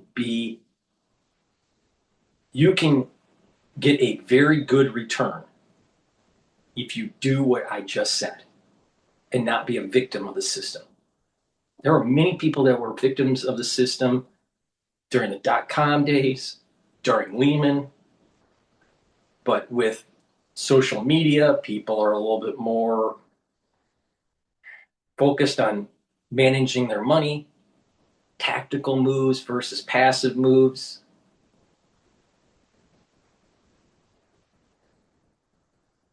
Being able to short certain positions. The whole ETF market is much more built out now than it was back in the Lehman days.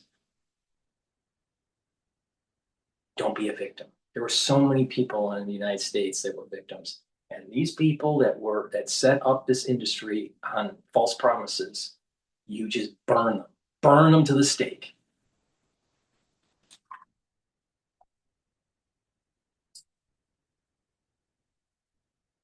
To the question of who is going to monetize this stuff?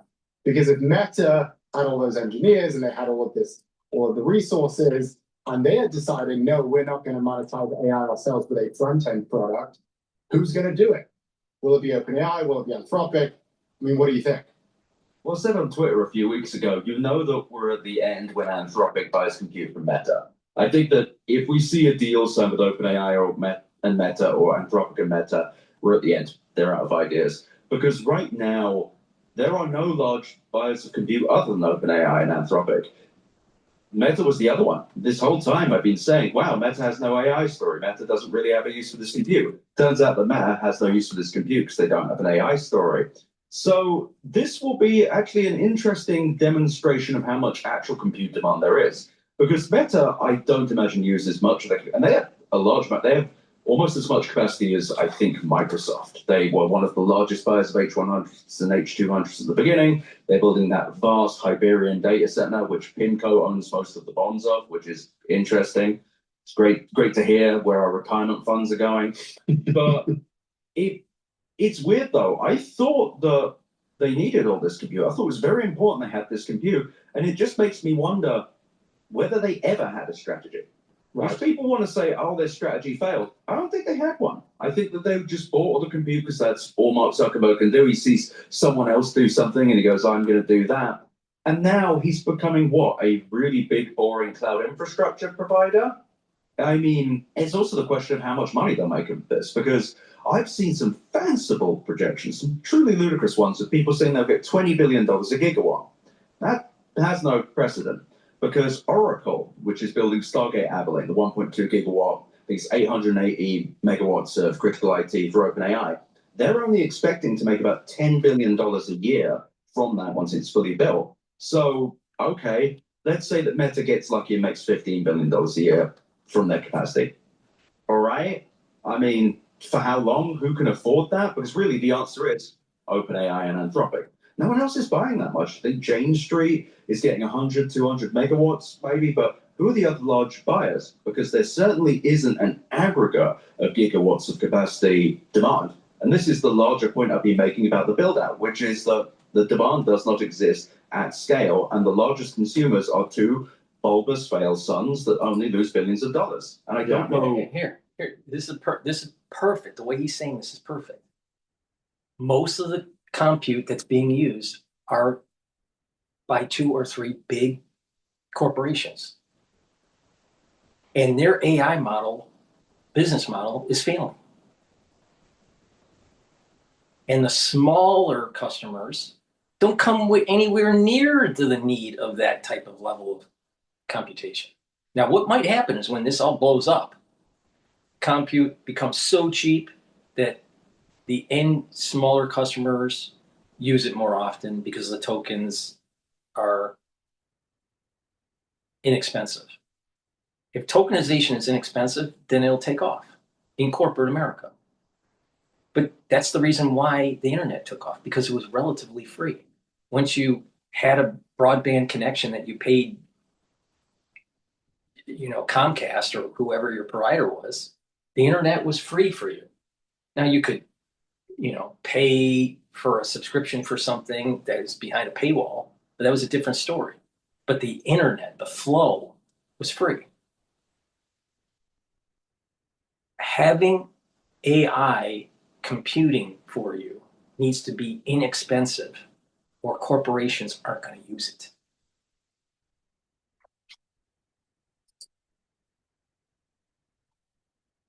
I'm seeing people try and rationalize this. I must warn them that this is a very, very bearish sign. Yeah, I think that's exactly right. And I mean, going back He's to picking the up. parallels to He's picking up. Ed is picking up on something that I've been saying for 2 years. Something bad is happening. Now, I'm looking at this at the 50,000 foot level. Because of the coinciding of Rosh Hashanah and the Sabbath, for 2 consecutive years, bad things happen. And it's going to start this year, September 11th, 2026. And it's going to last for 2 years. So it's going to go through October 2027, October 2028. And that's going to be geopolitical. It's going to be economic. It will deal with health, your physical health.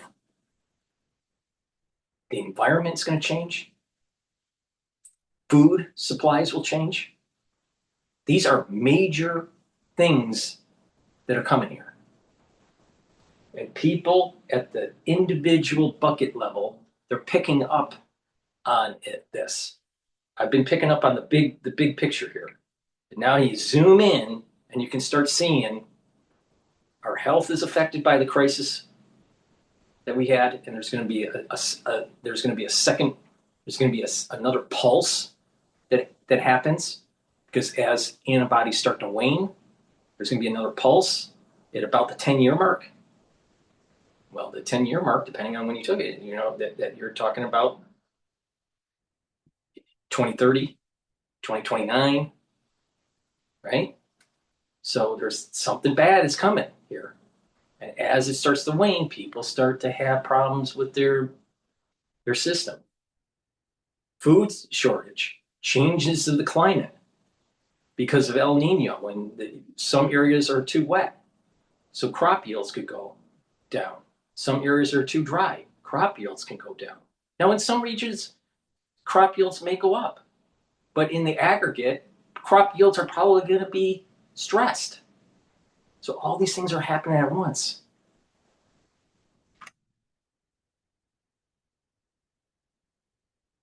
And supposedly we have a good economy. But you ask the average person, they can't afford anything. So you have inflation as another problem. And to bail this out, to bail the economy, you're going to have fiscal stimulus, so more debt, more inflation, and you're going to have the Federal Reserve lowering rates and pumping in more money, more inflation. So it's going to be even worse. It's crazy. bubble. I mean, the trouble that we keep running into is we keep hearing that there's all of this demand for computing, there's all of this demand for chips, which there is, which is why the prices of this stuff are going up. But when you go to the demand for the AI products on the front end from the consumer perspective, or from a B2B perspective, yes, they're technically spending money on this thing, but not nearly enough compared to the losses that we have seen and you've reported on from Anthropic and from OpenAI. And so it does certainly seem that this is an admission of that point. I mean, you really think that if someone was going to figure out how to make AI an extremely profitable consumer product or business-to-business product, Meta would be that company. But they have decided with this move, it seems, that they can't figure it out. And we'll see what happens. We'll see if they maybe go back on this. This is kind of initial reporting. Just going to that phrase, though, excess compute. That's a crazy phrase to hear. And that was exactly what was written in the article, that there is excess compute, and that's why they're making this move. I mean, what do we know about compute supply? I thought that there was no excess. I thought that we were completely constrained. So based on my analysis across all of these companies, I would say 80% of all AI compute is owned by or used by OpenAI or Anthropic, with the rest of it being Meta. They have those multi-billion-dollar deals. I actually thought they are also doing 1.2 gigawatts with Crusoe. Just slipped my mind there. So what's happening is it's a mirage of demand. What it is two large companies are taking up an absolute crap ton. They're buying anything they can get, leaving scraps for the rest of us. Well, not me, but you know what I mean. So these companies taking up all this space. So of course the success compute. Meta isn't using it. I don't even think Microsoft is using all of their compute. I don't think anything that's being, like Google recently also said, or it's reported that Google couldn't give Meta all of the access they needed for Gemini. And because of capacity constraints, and people were saying, well, that's a bullish sign because it shows the demand. No, it's Anthropic. It's all Anthropic. Anthropic is just rapacious in their demands for compute. So the excess compute is whatever is left over, the dregs that are left over from Anthropic and OpenAI. So I think that the moment there are large bumps of compute that enter the market, such as Meta leasing, it really comes down to how much they lease. If it's 10% or 30%, maybe. If they do more than 50%, this is just going to flood the market. Because aggregate customers, I've really looked. I've done a lot of analyses on this. I've looked. I can't find companies providing inference or people paying for AI compute in anything more than tens or maybe $100 million a year in spend. The demand is not there. And that was before we got to this weird thing where, everyone's cutting back. There's the UBS study that said 60% of organizations are token minimizing. They're limiting their token spend. We're not in a supply constraint situation. It's that just two companies are taking it all up. And if Meta dumps this onto the market, oh boy, we'll finally get to see whether we're truly in a supply chain crisis, really just having two oaks taking it all up. Yeah. Just thinking about how this might end if it is true that the ROI or that the business model doesn't work. This has been your contention. That's what you've been saying for a long time. I mean, I just think about how it would play out and who would get hurt.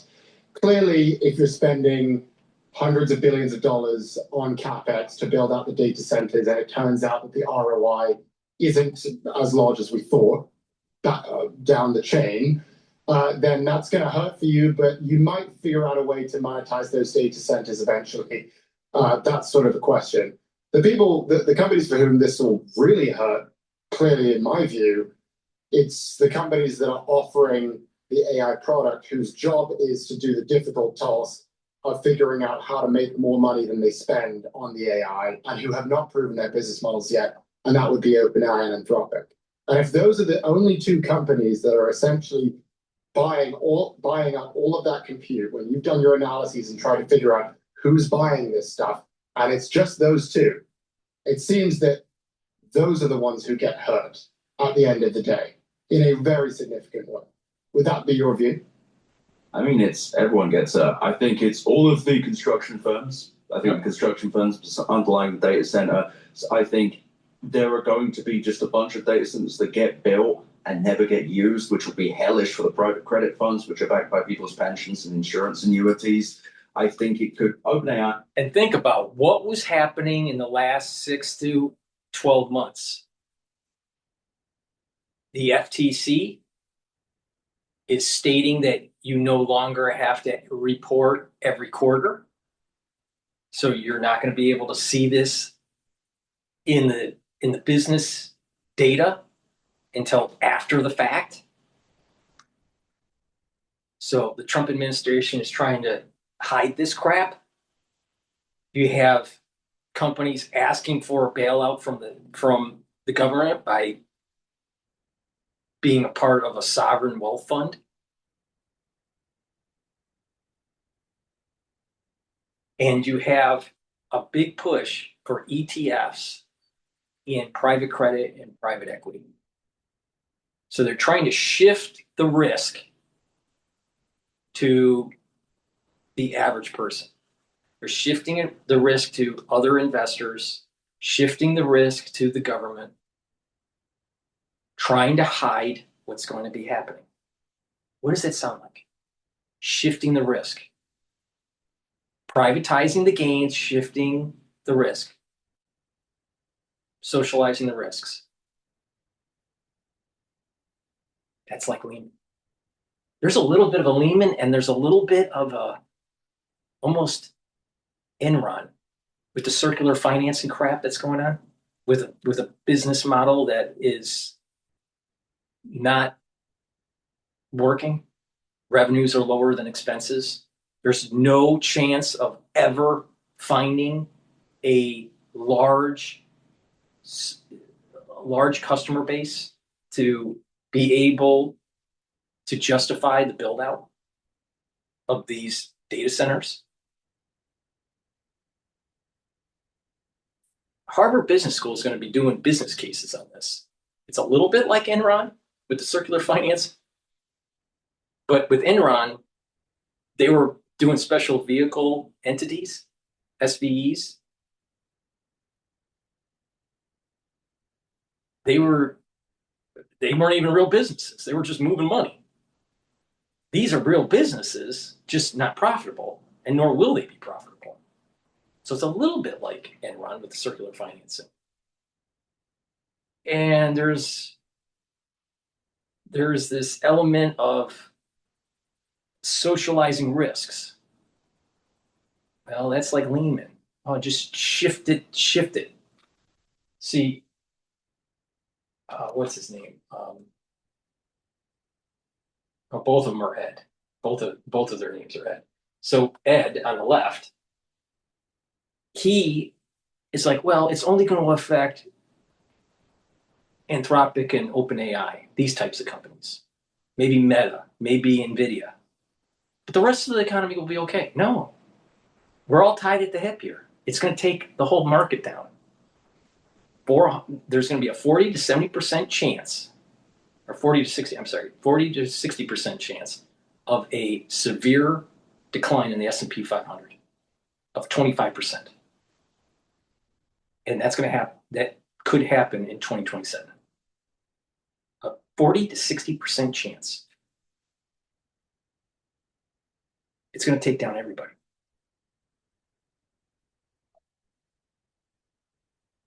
Don't think that there's not systemic risk here.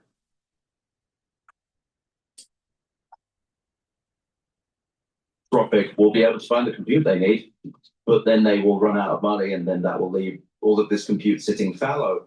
I think that this still hurts Meta, because look, if Meta drops all this compute onto the market and they can't sell it, that's also bad. Yeah. That means that Meta has got a bunch of compute it can't use, and will, depending on how bad things are, actually have to take an impairment if they don't think they're going to be able to use all that compute. They're not going to be able to monetize it. Meta is actually in a position to mothball much more of this, because they can just claim, oh yeah, we're working on ad models. It's just ads, just doing some ads on the back end. No one's ever going to find out. It will get bad for the Microsofts and Googles of the world. And I think that the apocalyptic conditions that there will be, if I'm right, will be quite severe. I think we're going to see a lot of incomplete data centers. I think we're going to see data centers that just cannot pay. They'll be assumed by lenders. And if that happens at scale, it's going to affect anyone who's invested in this. It's going to affect the Japanese stock market because of SMBC, Sumitomo Bank, two of the largest banks in Japan, who are heavily levered in the data centers. I think the spread of this will be hellish, but it's going to kill the neo clouds. Yes. I'm so tired of people on Twitter being like, oh, Nebius and Iron, they're so good. No, they're all invested in by NVIDIA. They're all backstopped by NVIDIA. Yeah. And their customers are Microsoft for OpenAI, Anthropic, and Meta. Yeah. So it's just, I don't think people realize how bad it is. There's not enough small businesses needing the compute. It's that simple. Now,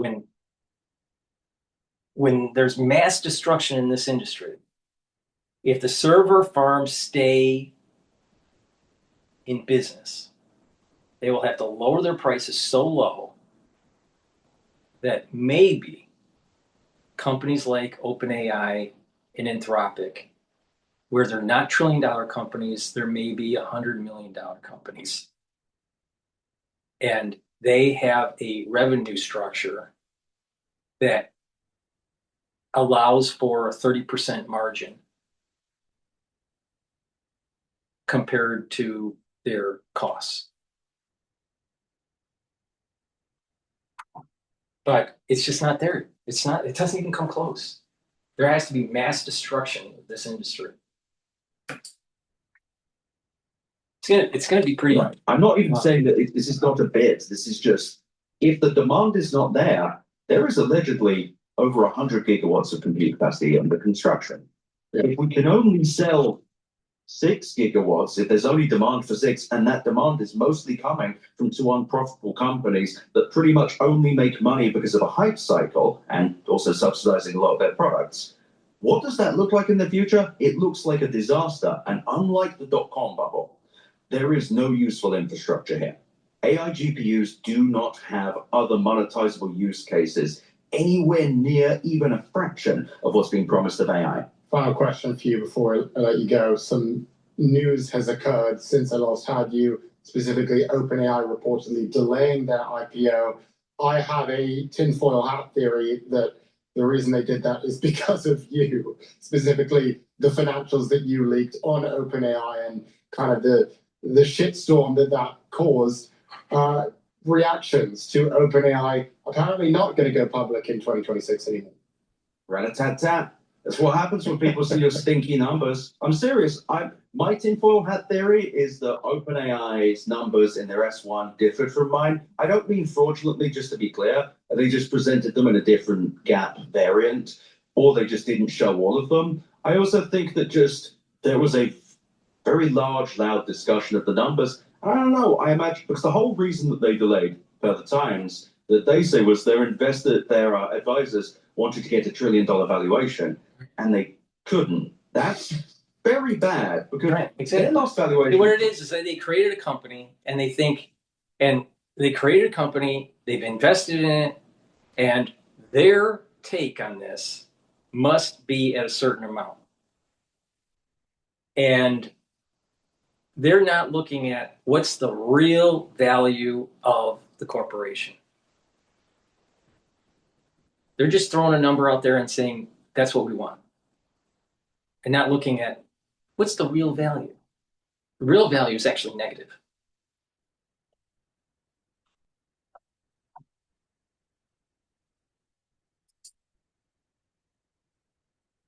Money was 750 something billion, I think, something around there.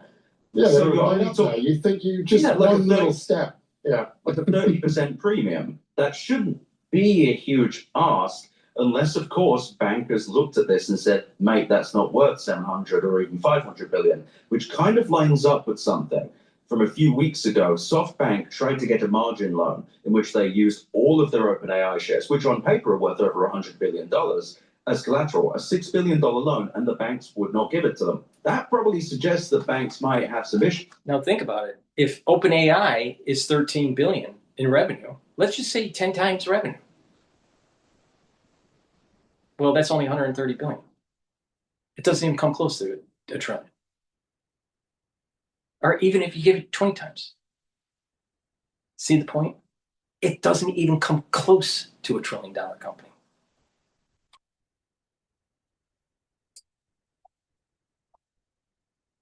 Good thumb. And people will say, well, Anthropic will be fine. Anthropic is exactly the same kind of business. They run in the same way. Oh, they use the enterprise more. Everyone's on the enterprise now, even OpenAI.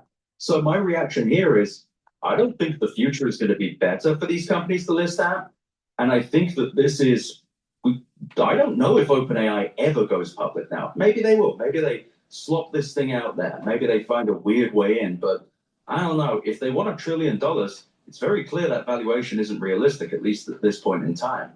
Well, it's a shame because I was looking forward to seeing those financials. That was going to be my Super Bowl. Well, And eventually when it that's happens, one. yeah, that's one. When it happens, you and I will have to do some live stream or something and react in real time, but we'll have to wait. If it ever happens, we'll see.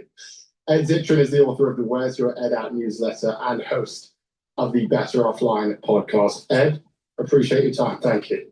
Thanks for having me. Please go to my store, the-studio-reykjavik.com. Get the zeolite. This will help to detoxify your body. It'll bind to heavy metals, toxins, and chemicals. It'll allow you to urinate those out within 6 to 8 hours. Take it every day. And it's a great way to improve the immune system and your endocrine system. You can also detox through taking the gladiator barley or the heirloom barley. Gladiator barley will help to build muscle, detoxify your body, soak up free radicals, and bring down inflammation. And when you do that, you're helping your immune system and your endocrine system, brain function.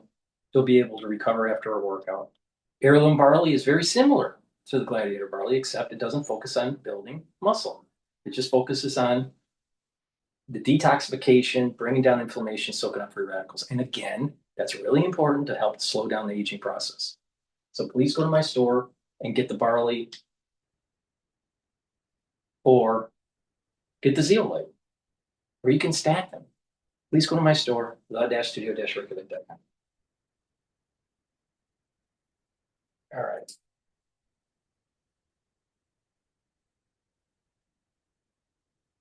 Let's go to this Apple and OpenAI lawsuit. I needed 10 sequin cowboy hats for a bachelorette party. But what did I get? What the? But then everything was just resolved. Return label in my email. Order tracked. Thanks to nice AI agents.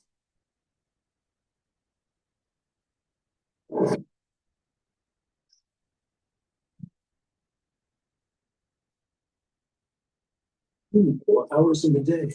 Ed Ludlow, host of Bloomberg Tech, joins us now here in New York for more on the two giants' relationship souring.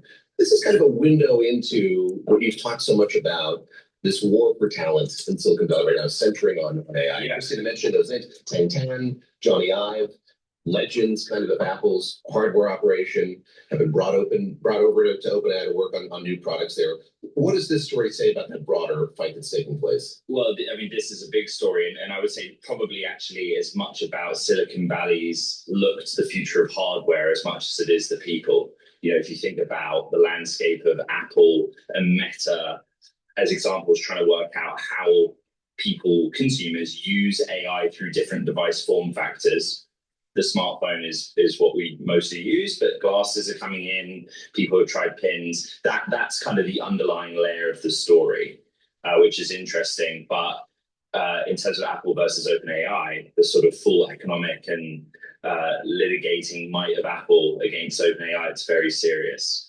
You just referenced it, but what does this mean for OpenAI when it comes to trying to expand into hardware and when it comes to actually making money from people using AI, which is a bit of a... Yeah, I mean, in the suit, Apple describes OpenAI's hardware effort as nascent, but you gave the key details, which is that Apple claims there are about 400 Apple alumni now working at OpenAI, and the specifics of which OpenAI executives coached those hires, as the suit alleges, on how to sort of leave Apple smoothly with, as the suit alleges, documents, etc.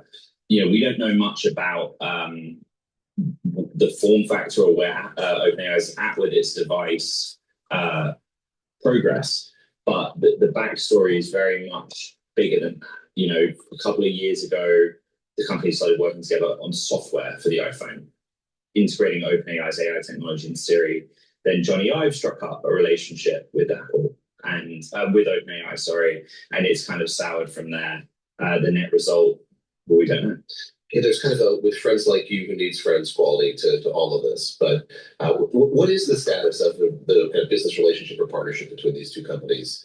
Well, I mean, now Apple wants to go to trial with the jury trial. Fair enough. Right? And, it's worth pointing out that, well, what is it that Apple wants to achieve through this suit. They want OpenAI to stop what they're alleging they're doing, which is misuse of trade secrets. But more than that, the suit requests that OpenAI start again, re-engineer any hardware that Apple believes has their own technology in it. But basically, it has been souring, I think is the phrase you said. That's right, and it's probably kind. There was a middle ground or a middle stop between Apple's developer conference 2 years ago, where Sam Altman was there, and Apple executives were calling OpenAI the leader in the field, and they started this work on the software side, to OpenAI being very frustrated with Apple because they felt that Apple wasn't moving on the things that initial agreement had put in place. I want to point out one piece of reporting that is important.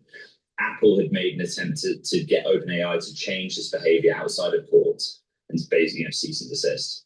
And clearly that was some months ago and that didn't work. So now we await next steps. So that's what Apple wants. But it's so interesting to me because this is, it solidifies kind of the environment in Silicon Valley, right? But this is nothing new. Like you can think back to like GE competitors doing this, and any big successful company, I feel like this always happens. You're the trendsetter, you're the gold standard, and then people. OpenAI is not profitable.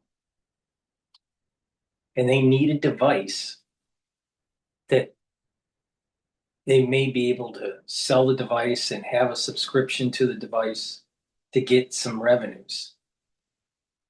And Ives is a perfect fit to create a form that people would buy that would bring AI to the everyday agent level.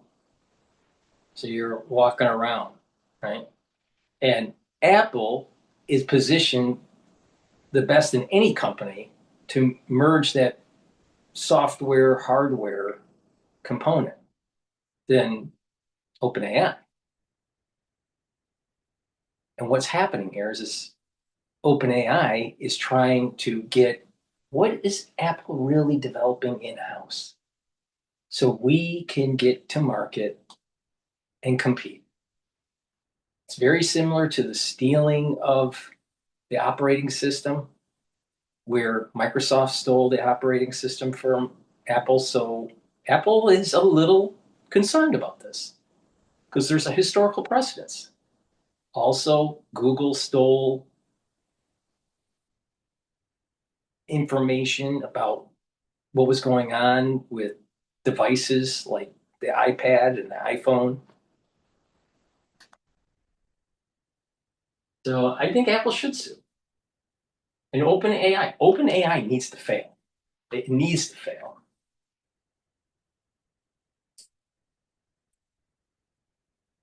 That didn't start their own things, or they poach from there because that's where it started. Like, what is the threshold for what they have to prove? Well, they have to prove that they've actually stolen documents. Yes, okay. It is very common for talented people to go from one Silicon Valley technology company to another, so long as they are acting within the confines of the law. And Apple speaks to this in the suit. They basically accuse OpenAI of coaching these people to avoid the dreaded walkout. So when you give your notice, everyone wants that 2-week period where you stay in post and not get walked off the premises. But as a part of that, Apple's allegation is that OpenAI encouraged those hires from Apple to use the window to access documentation, specifically though about unreleased products and non-disclosed technology at Apple. That's the underlying point here. Let me make what I hope will be an elegant segue here. You're talking about the ventures these companies are embarking on a new hardware related to AI, and you're here in New York because sent out the chairman of the SK Group. Yes. Within that organization, there's SK Hynix, which makes these memory chips. Crucially important as we look at kind of where AI is going, where AI-related hardware is going as well. So you sat down with the chairman of that company yesterday. What did he say about the prospects for that company in this field? What's it going to mean for the production of chips broadly, for memory chips in particular going forward as we see this expansion? Yeah, this was the biggest US first-time share sale by a foreign company. So they have their own shares in Korea, common shares that are listed and sold, and now they have American depository receipts. One ADR represents 1/10 of one Korean share.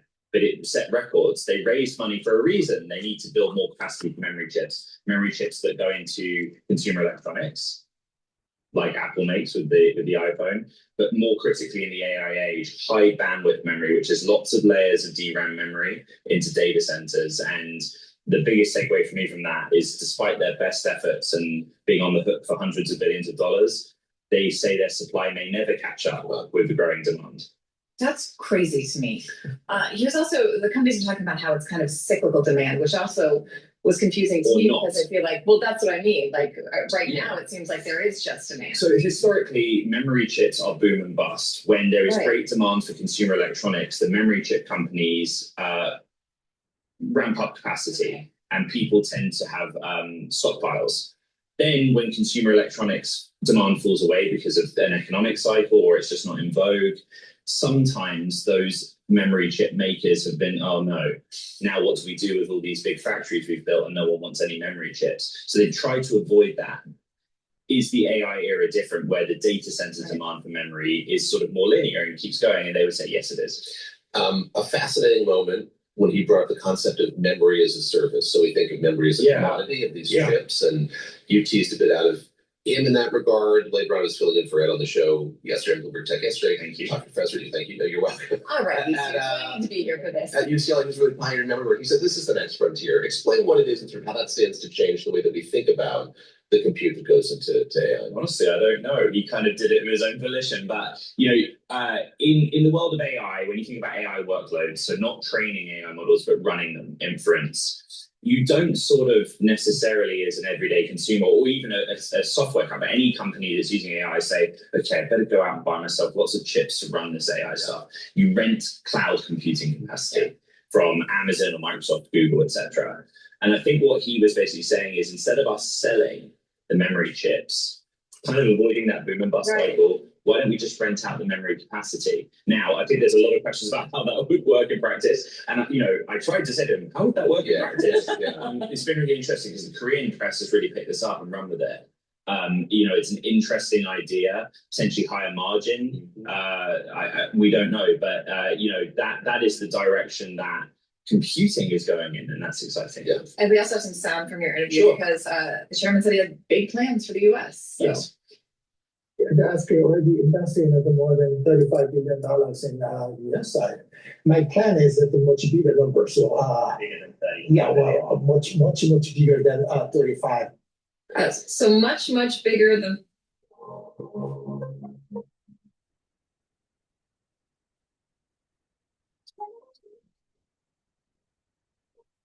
So much bigger than 35 billion. Much. What is he teeing up? Yeah, I right now, again, SK, they have 60% market share basically in high bandwidth memory, these data center memory chips we've been talking about.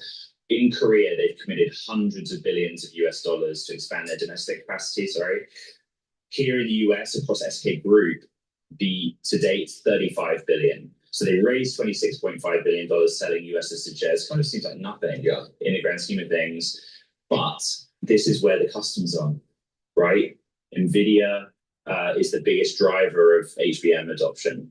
For every one NVIDIA GPU, there are 8 corresponding HBM chips. So if NVIDIA is going up like that, it's logical that so would SK. So they know that's a part of it. They need to have capacity here to serve the data center build out in the United States. He just didn't give me a dollar figure. Imagine if he had. Yeah. We sent a red headline on the Bloomberg Tunnel with that because it's a very important political thing as well, right? This nation and this administration has been very proactive in getting outside capital to commit to building things here in America. Kind of a minute left. So you say that they have the largest share of high bandwidth memory production. There's Micron, there's Samsung as well. We had Howard Lutnick, the Commerce Secretary, talking about his desire for Samsung, SK Hynix to do more here in the US. How resonant is that? And when you listened, and you asked about politics explicitly, his relationship with the Trump administration, what's your read on kind of the resonance of calls like that from the Trump administration to do more here in the US with a company like SK Hynix? Yeah, and if you expand it beyond memory, TSMC as well. The world is highly dependent on Taiwan for the production of the latest chips on the logic side, GPUs, compute. That is a security risk, many would say. So there's a great willingness to invest in America. The president been a good deal maker, but the debate that exists is, would they ever, Samsung, TSMC, bring their latest and greatest to America prior to bringing it to Korea or Taiwan? That seems unlikely. So you're waiting for the great American champion to crack the technology side. But yeah, that is the direction of travel. And we've only got about 30 seconds left Sure. before we have to send you on your way back home. So what other stories should we watch on your beat? What are you looking at coming up? Earnings, technology company earnings, and all the American public needs to know this weekend is how much money did they spend on AI, and now how much money comes out the other side. Like, what's the net result of all of this spending? This quarter seems like that will be more in focus. And we'll have more resolution on, as we approach 2027, what the probability of this AI correction will be.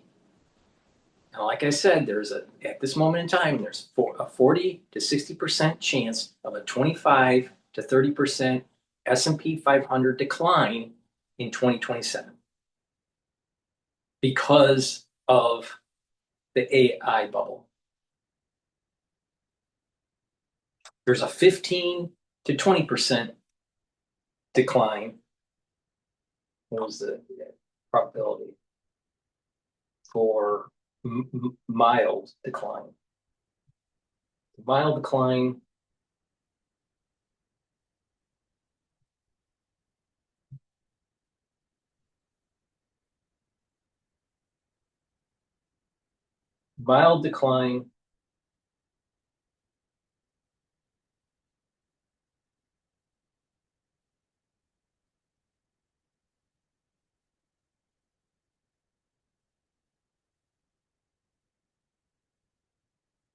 right? The mild decline would be 10 to 15%. A severe decline would be 15 to 25, and a tail risk would be 30% plus crash. And there's a 20 to 35% chance of it happening this year, 40 to 60% chance happening in 2027, and in 2028, a 30 to 50% chance. So next year is going to be a problem. And it's going to be triggered by a decline in NVIDIA. So pay attention to NVIDIA. Okay, I want to play a little bit of this new AI model that's coming from Zuckerberg. What? You know, if he doesn't need the compute and he's coming up with an AI model, you know, will people actually use it? Probably not. So it's another boondoggle. Please go to my store, the-studio-reykjavik.com. Get the collagen. Collagen will help with your skin, hair, and nails. Also help with your musculature, bone density, and joint health. Super important to take every day. And if you want to improve your dermal layer for your skin, take it also with the vitamin C, with the magnesium supplement. Drink filtered water. I have Boomer Boost. Boomer Boost has 68 nutrients. It has the minerals and the vitamins that you need to slow down the aging process. But it has a lot of other compounds in here that will help boost up that immune system and endocrine system, help with the cardiovascular system, help with brain function, help with musculature, rev up your metabolism, help to control A1C levels, control your energy levels and have a steady burn of energy. You're going to have more vitality. And like I said, if you take this regularly, you're going to be able to see the slowing down of aging. You're going to see that your musculature, will improve, your BMI will improve, your brain function will improve. So please go to my store and get the Boomer Boost. And I also have structural nano silver toothpaste with no fluoride. Get a few tubes for your household. It'll whiten your teeth, freshen your breath, reduce inflammation at the gum line, improve your gum health, and it neutralizes because it has structural nano silver. Super important to take every day, but especially during the cold season. Get a few tubes of this toothpaste for your household. Please go to my store, the-studio-reykjavik.com.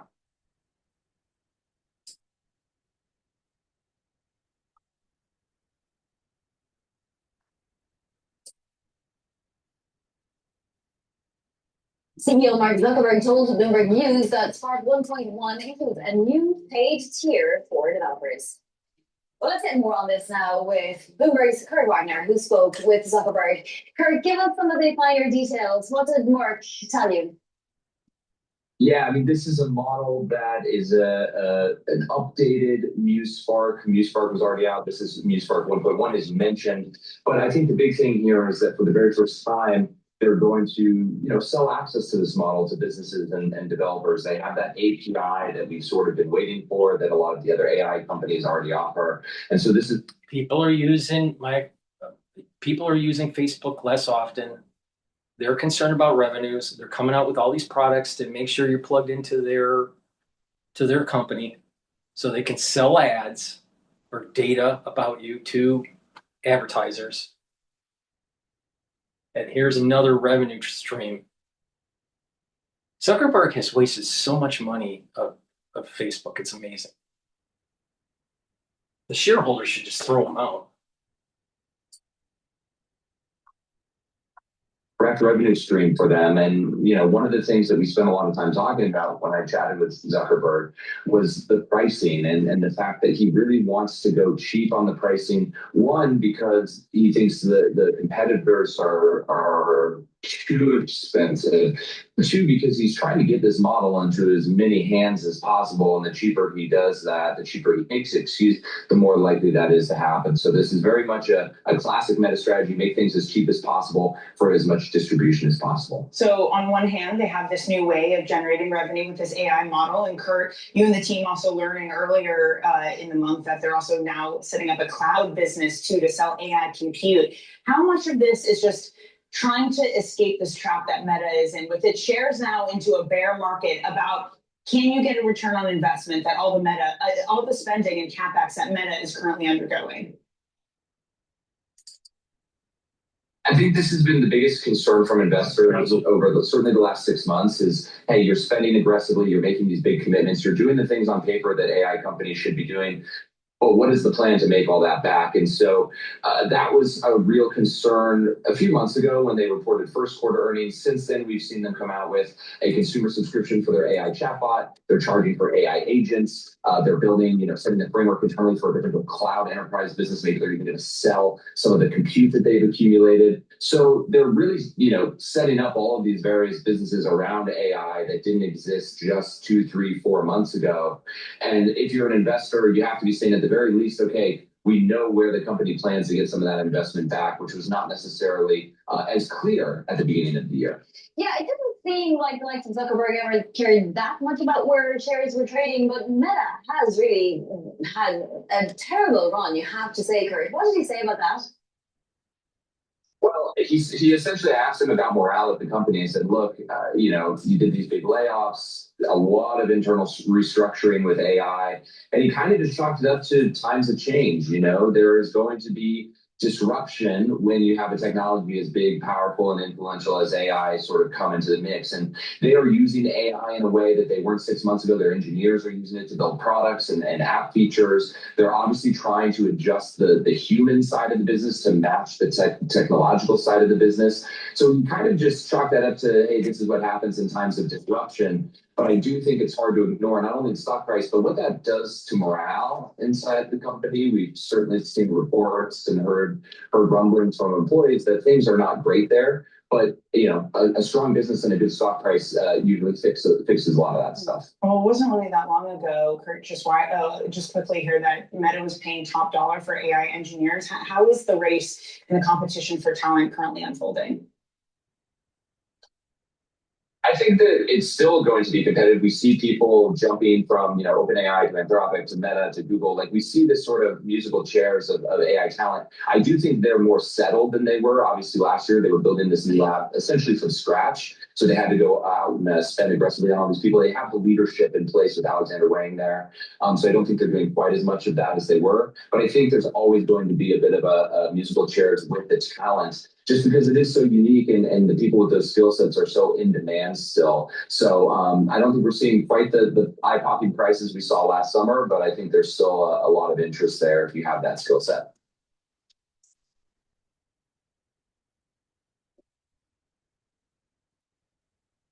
All right, next video. OpenAI Anthropic are essentially looking to build medieval fortresses with huge walls.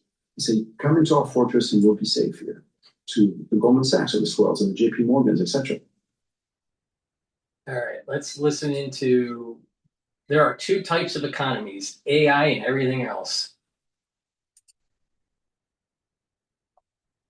Trying to figure out to me, it's two economies, right? The AI-driven data center compute build-out economy and the rest of the economy. And that's been firing on all cylinders, right? The data centers, compute just being built everywhere. Prices are able to be, ramped up and companies are accepting it. I think you saw some of the first cracks last Thursday when, for the first time, Zuckerberg said Meta might actually sell some excess compute. And we went from a world where the only mistake you could make is not having enough compute to maybe being able to sell it. To me, that's the real question here is, we know the next 6 months, year are all looking good on this. But will people start questioning where they want to be 2 years from now? That to me is the biggest risk to the market, is some change in compute. And it is kind of funny though, you point that out. And some of these compute kind of companies have already sold out very hard. So some of that is getting priced from the market, but I think there's more risk, and I don't see how the rest of the market of the economy does well if the compute starts fading. That compute spending is such a huge driver.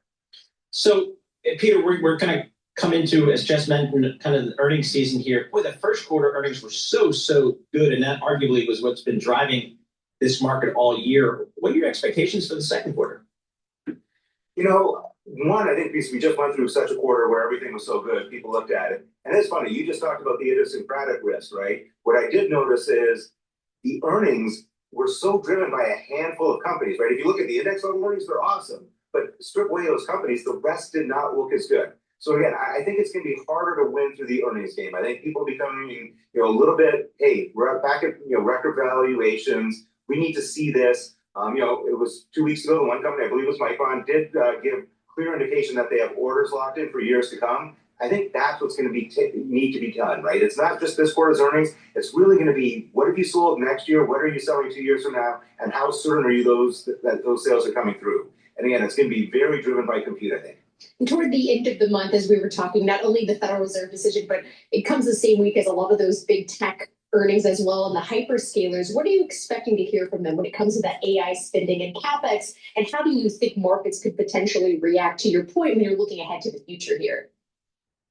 I think we expect, and it's built in, that all is, going well, sales are on pace, that there's no slowdown in the need for compute. So I think anything that kind of, puts a doubt in there will have a disproportionate effect. And that's where I do think market structure has been very helpful to this industry on the way up. I keep looking at SOXL, so it's the triple leverage stocks ETF, it's 20 some odd billion. That has been amplifying the moves in both directions. And I think it amplifies them mostly on the way up, but it will amplify on the way down if we get any cracks. And you start looking at this. I'm having a lot of conversations with hedge funds. You get news that looks like it should be a 0.5% to 1% move day, and it becomes a 2 to 3%. And I think that's a lot to do with market structure. So I think right now we're probably a little bit more susceptible to the downside, though it would still help on the upside. And all of this, I think, when we're going to start getting inflation data, I think Warsh is going to be able to say, hey, inflation's coming down under me. I think he did a phenomenal job of addressing inflation. I really think we're going to see deflation, inflation decline. Everything that's going on in oil is generally helpful to that. But also, I think he's going to start discussing some of these other metrics like trueflation, Zillow rents, things that actually don't say inflation's above 2%. I think that's going to be the key to his success and why I think the market's really mispricing. Everything's thinking he's hawkish and we're going to get hikes. I think he's still dovish. He just needs the excuse of inflation, and how he looks at inflation is going to give him that excuse to be dovish again soon. Probably not this meeting, but soon.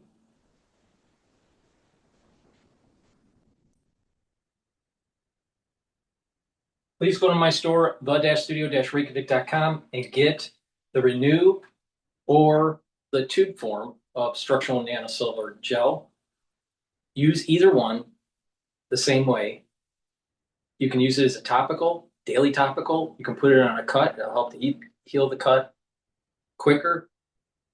You can use it to mitigate the cold season and the allergy season. Lightly coat your nostrils. It stays active for 5.5 hours, and it helps to neutralize because that's structural nanosilver. So get the Renew or the structural nanosilver tube version. Make sure you use discount 5 and you get $5 off. And I have Max 35, Max 14, and Cleanse. Max 35 is at 35 parts per million. Cleanse is at 30 parts per million. Max 14's at 14 parts per million. They're at different price points, but you take them the same way. And what they do is boost up your innate immune system. Take a teaspoon of this a day, swish it in your mouth, gargle about 20 seconds, and then swallow. What this will do is neutralize and improve your oral cavity, improve your oral pharynx, maintain your mucosal barrier, and help the health of your epithelial cells. This will boost up your innate immune system. And when you have a better innate immune system, you're not getting as sick as often.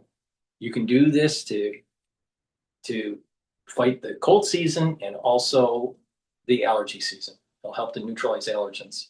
So please go to my store, the-studio-reykjavik.com, and then get the Max 35 Cleanse or Max 14 and boost up that innate immune system. I've been doing this protocol for over 6 years every day, teaspoon a day, every day. Please go to my store, the-studio-reykjavik.com. All right, we're going to play one more video. It's dealing with the CEO of Palantir Carp, and he's talking about AI.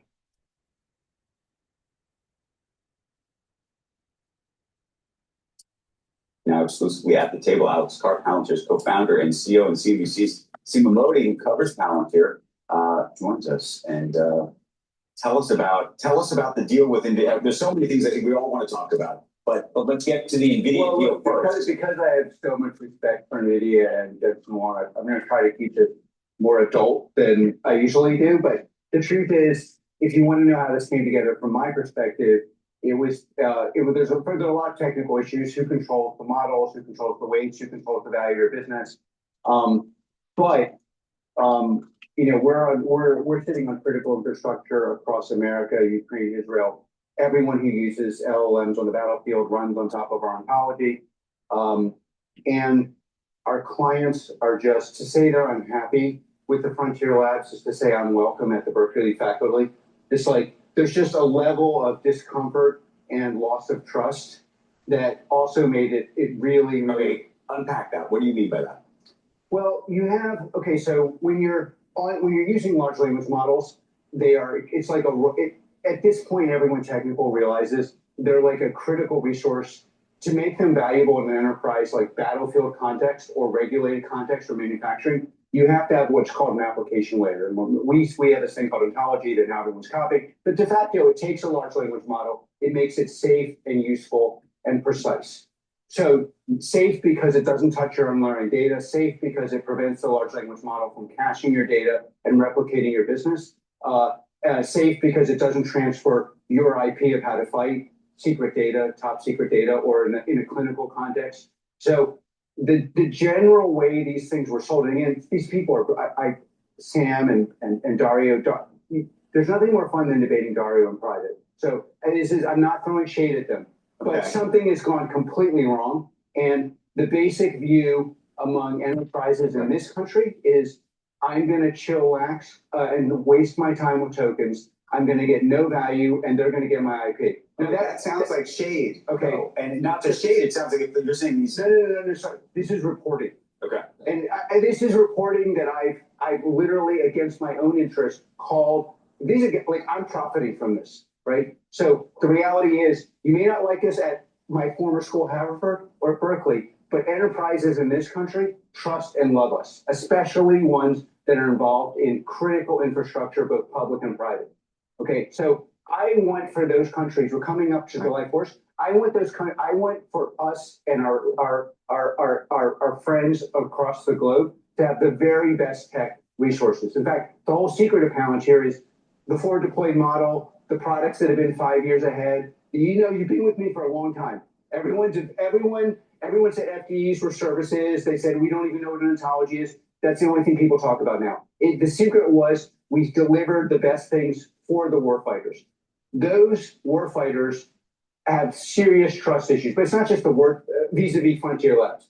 Then you have my enterprises in the private sector who have the same issues. Like, why would they get access to my data if they're going to build my alpha? Why wouldn't I control the weight? And that's when we get this partnership. What aligns me with NVIDIA, and I think is what the technical customers want, which is control over their compute, their models, their data stack, and their alpha. They want to know they own the means of production. It's not being transferred to someone else. They're not interested in some fake deploy code that somehow is deploying tokens that transfers the alpha to a third party. And the jig is up. And so we have to figure out a way, our products are agnostic. We now sell a product to customers that allows you to switch from model to model and we're completely agnostic. But we need to rebuild trust. And that trust is going to happen where everyone gets to ask and answer basic questions. Who owns the data? Where is it cached? Are the prompts secure? Is this being transferred to you? Are you being okay? If it was so valuable, let's say I can make you $1 billion right tomorrow. Wouldn't I say I'll make you $1 billion and I want 30%? Why are they charging for tokens if it's so valuable? So then, Alex, if the key, from what I'm hearing you say, is a secure, American-born, open-source model, how quickly can your model compete with the frontier AI? Well, no, what I'm saying is agentic AI. Okay. What I am claiming, obviously slightly true but slightly self-centered, is it's the model plus an application layer plus compute. It is really all three. So in our jargon, it's the value, the reason, just look at our financials. The reason why everyone is chillaxing with bad financials and growth with losing money is the client refuses to pay the true cost. The two places that actually make money, like profit, free cash flow, are our application layer called ontology and compute. Okay, what I am not just claiming, we can take an open model and in the classified or non-classified context, get it to the point of a frontier model. But you control the weights. So what is the true cost? Not just what you're paying. The true cost is what you make minus what you lose, meaning the value of your business. But we can get the frontier application to be exactly the same as a frontier model without the risk of transferring the alpha of your business to another. By the way, you could do this with a frontier closed model too, but then the clients have to be able to ask and answer very basic questions. Are you keeping the data? Are you going to enter our business? What do you in the classified context? When the Department of War goes to you and says, "I need this application," do they get to control the weights to do it, or do you get to control the weights? Are we really going to outsource the battlefield of this country to the consensus view in Silicon Valley? That is effing insane. Yeah. And by the way, every single enterprise in this country, in private, a lot of them don't want to speak in public because it gets outsourced to the neurodivergent crazy person that apparently is on drugs. The one thing I don't do. Okay, so that's my role. But I'm telling you, in this country, at every single enterprise I deal with, these people are livid. They're like, I am paying for tokens that create no value. These people are stealing the weights and alpha of my business, and they're creating a wealth tax that does not help the poor. It just punishes, starts with the billionaires. Every single person at this table is going to be paying a wealth tax only to punish us. And the reason for it is because these models have been completely irresponsibly oversold. And the sell is, it's dangerous for everyone, which is why I can give it to all your adversaries, but I can't give it to the Department of War, or I can't safely give it to an enterprise in this country without being certain that the alpha of that business could transfer to this model tomorrow, i.e. I have no business, no job. You sound pretty angry. No, this is the voice of American business that is being channeled through me. And I'm telling you, it is absolutely a problem for this country because we are on the cutting edge of every single AI technology. But if you're going to triply oversell something, and by the way, the enterprises are just tired of it. But by the way, just a minute. I want everybody watching this to test what I'm saying, especially investors who think somehow this is working. Electricity is the biggest energy theme in the 21st century. We really are entering a new age. You need to balance supply and demand.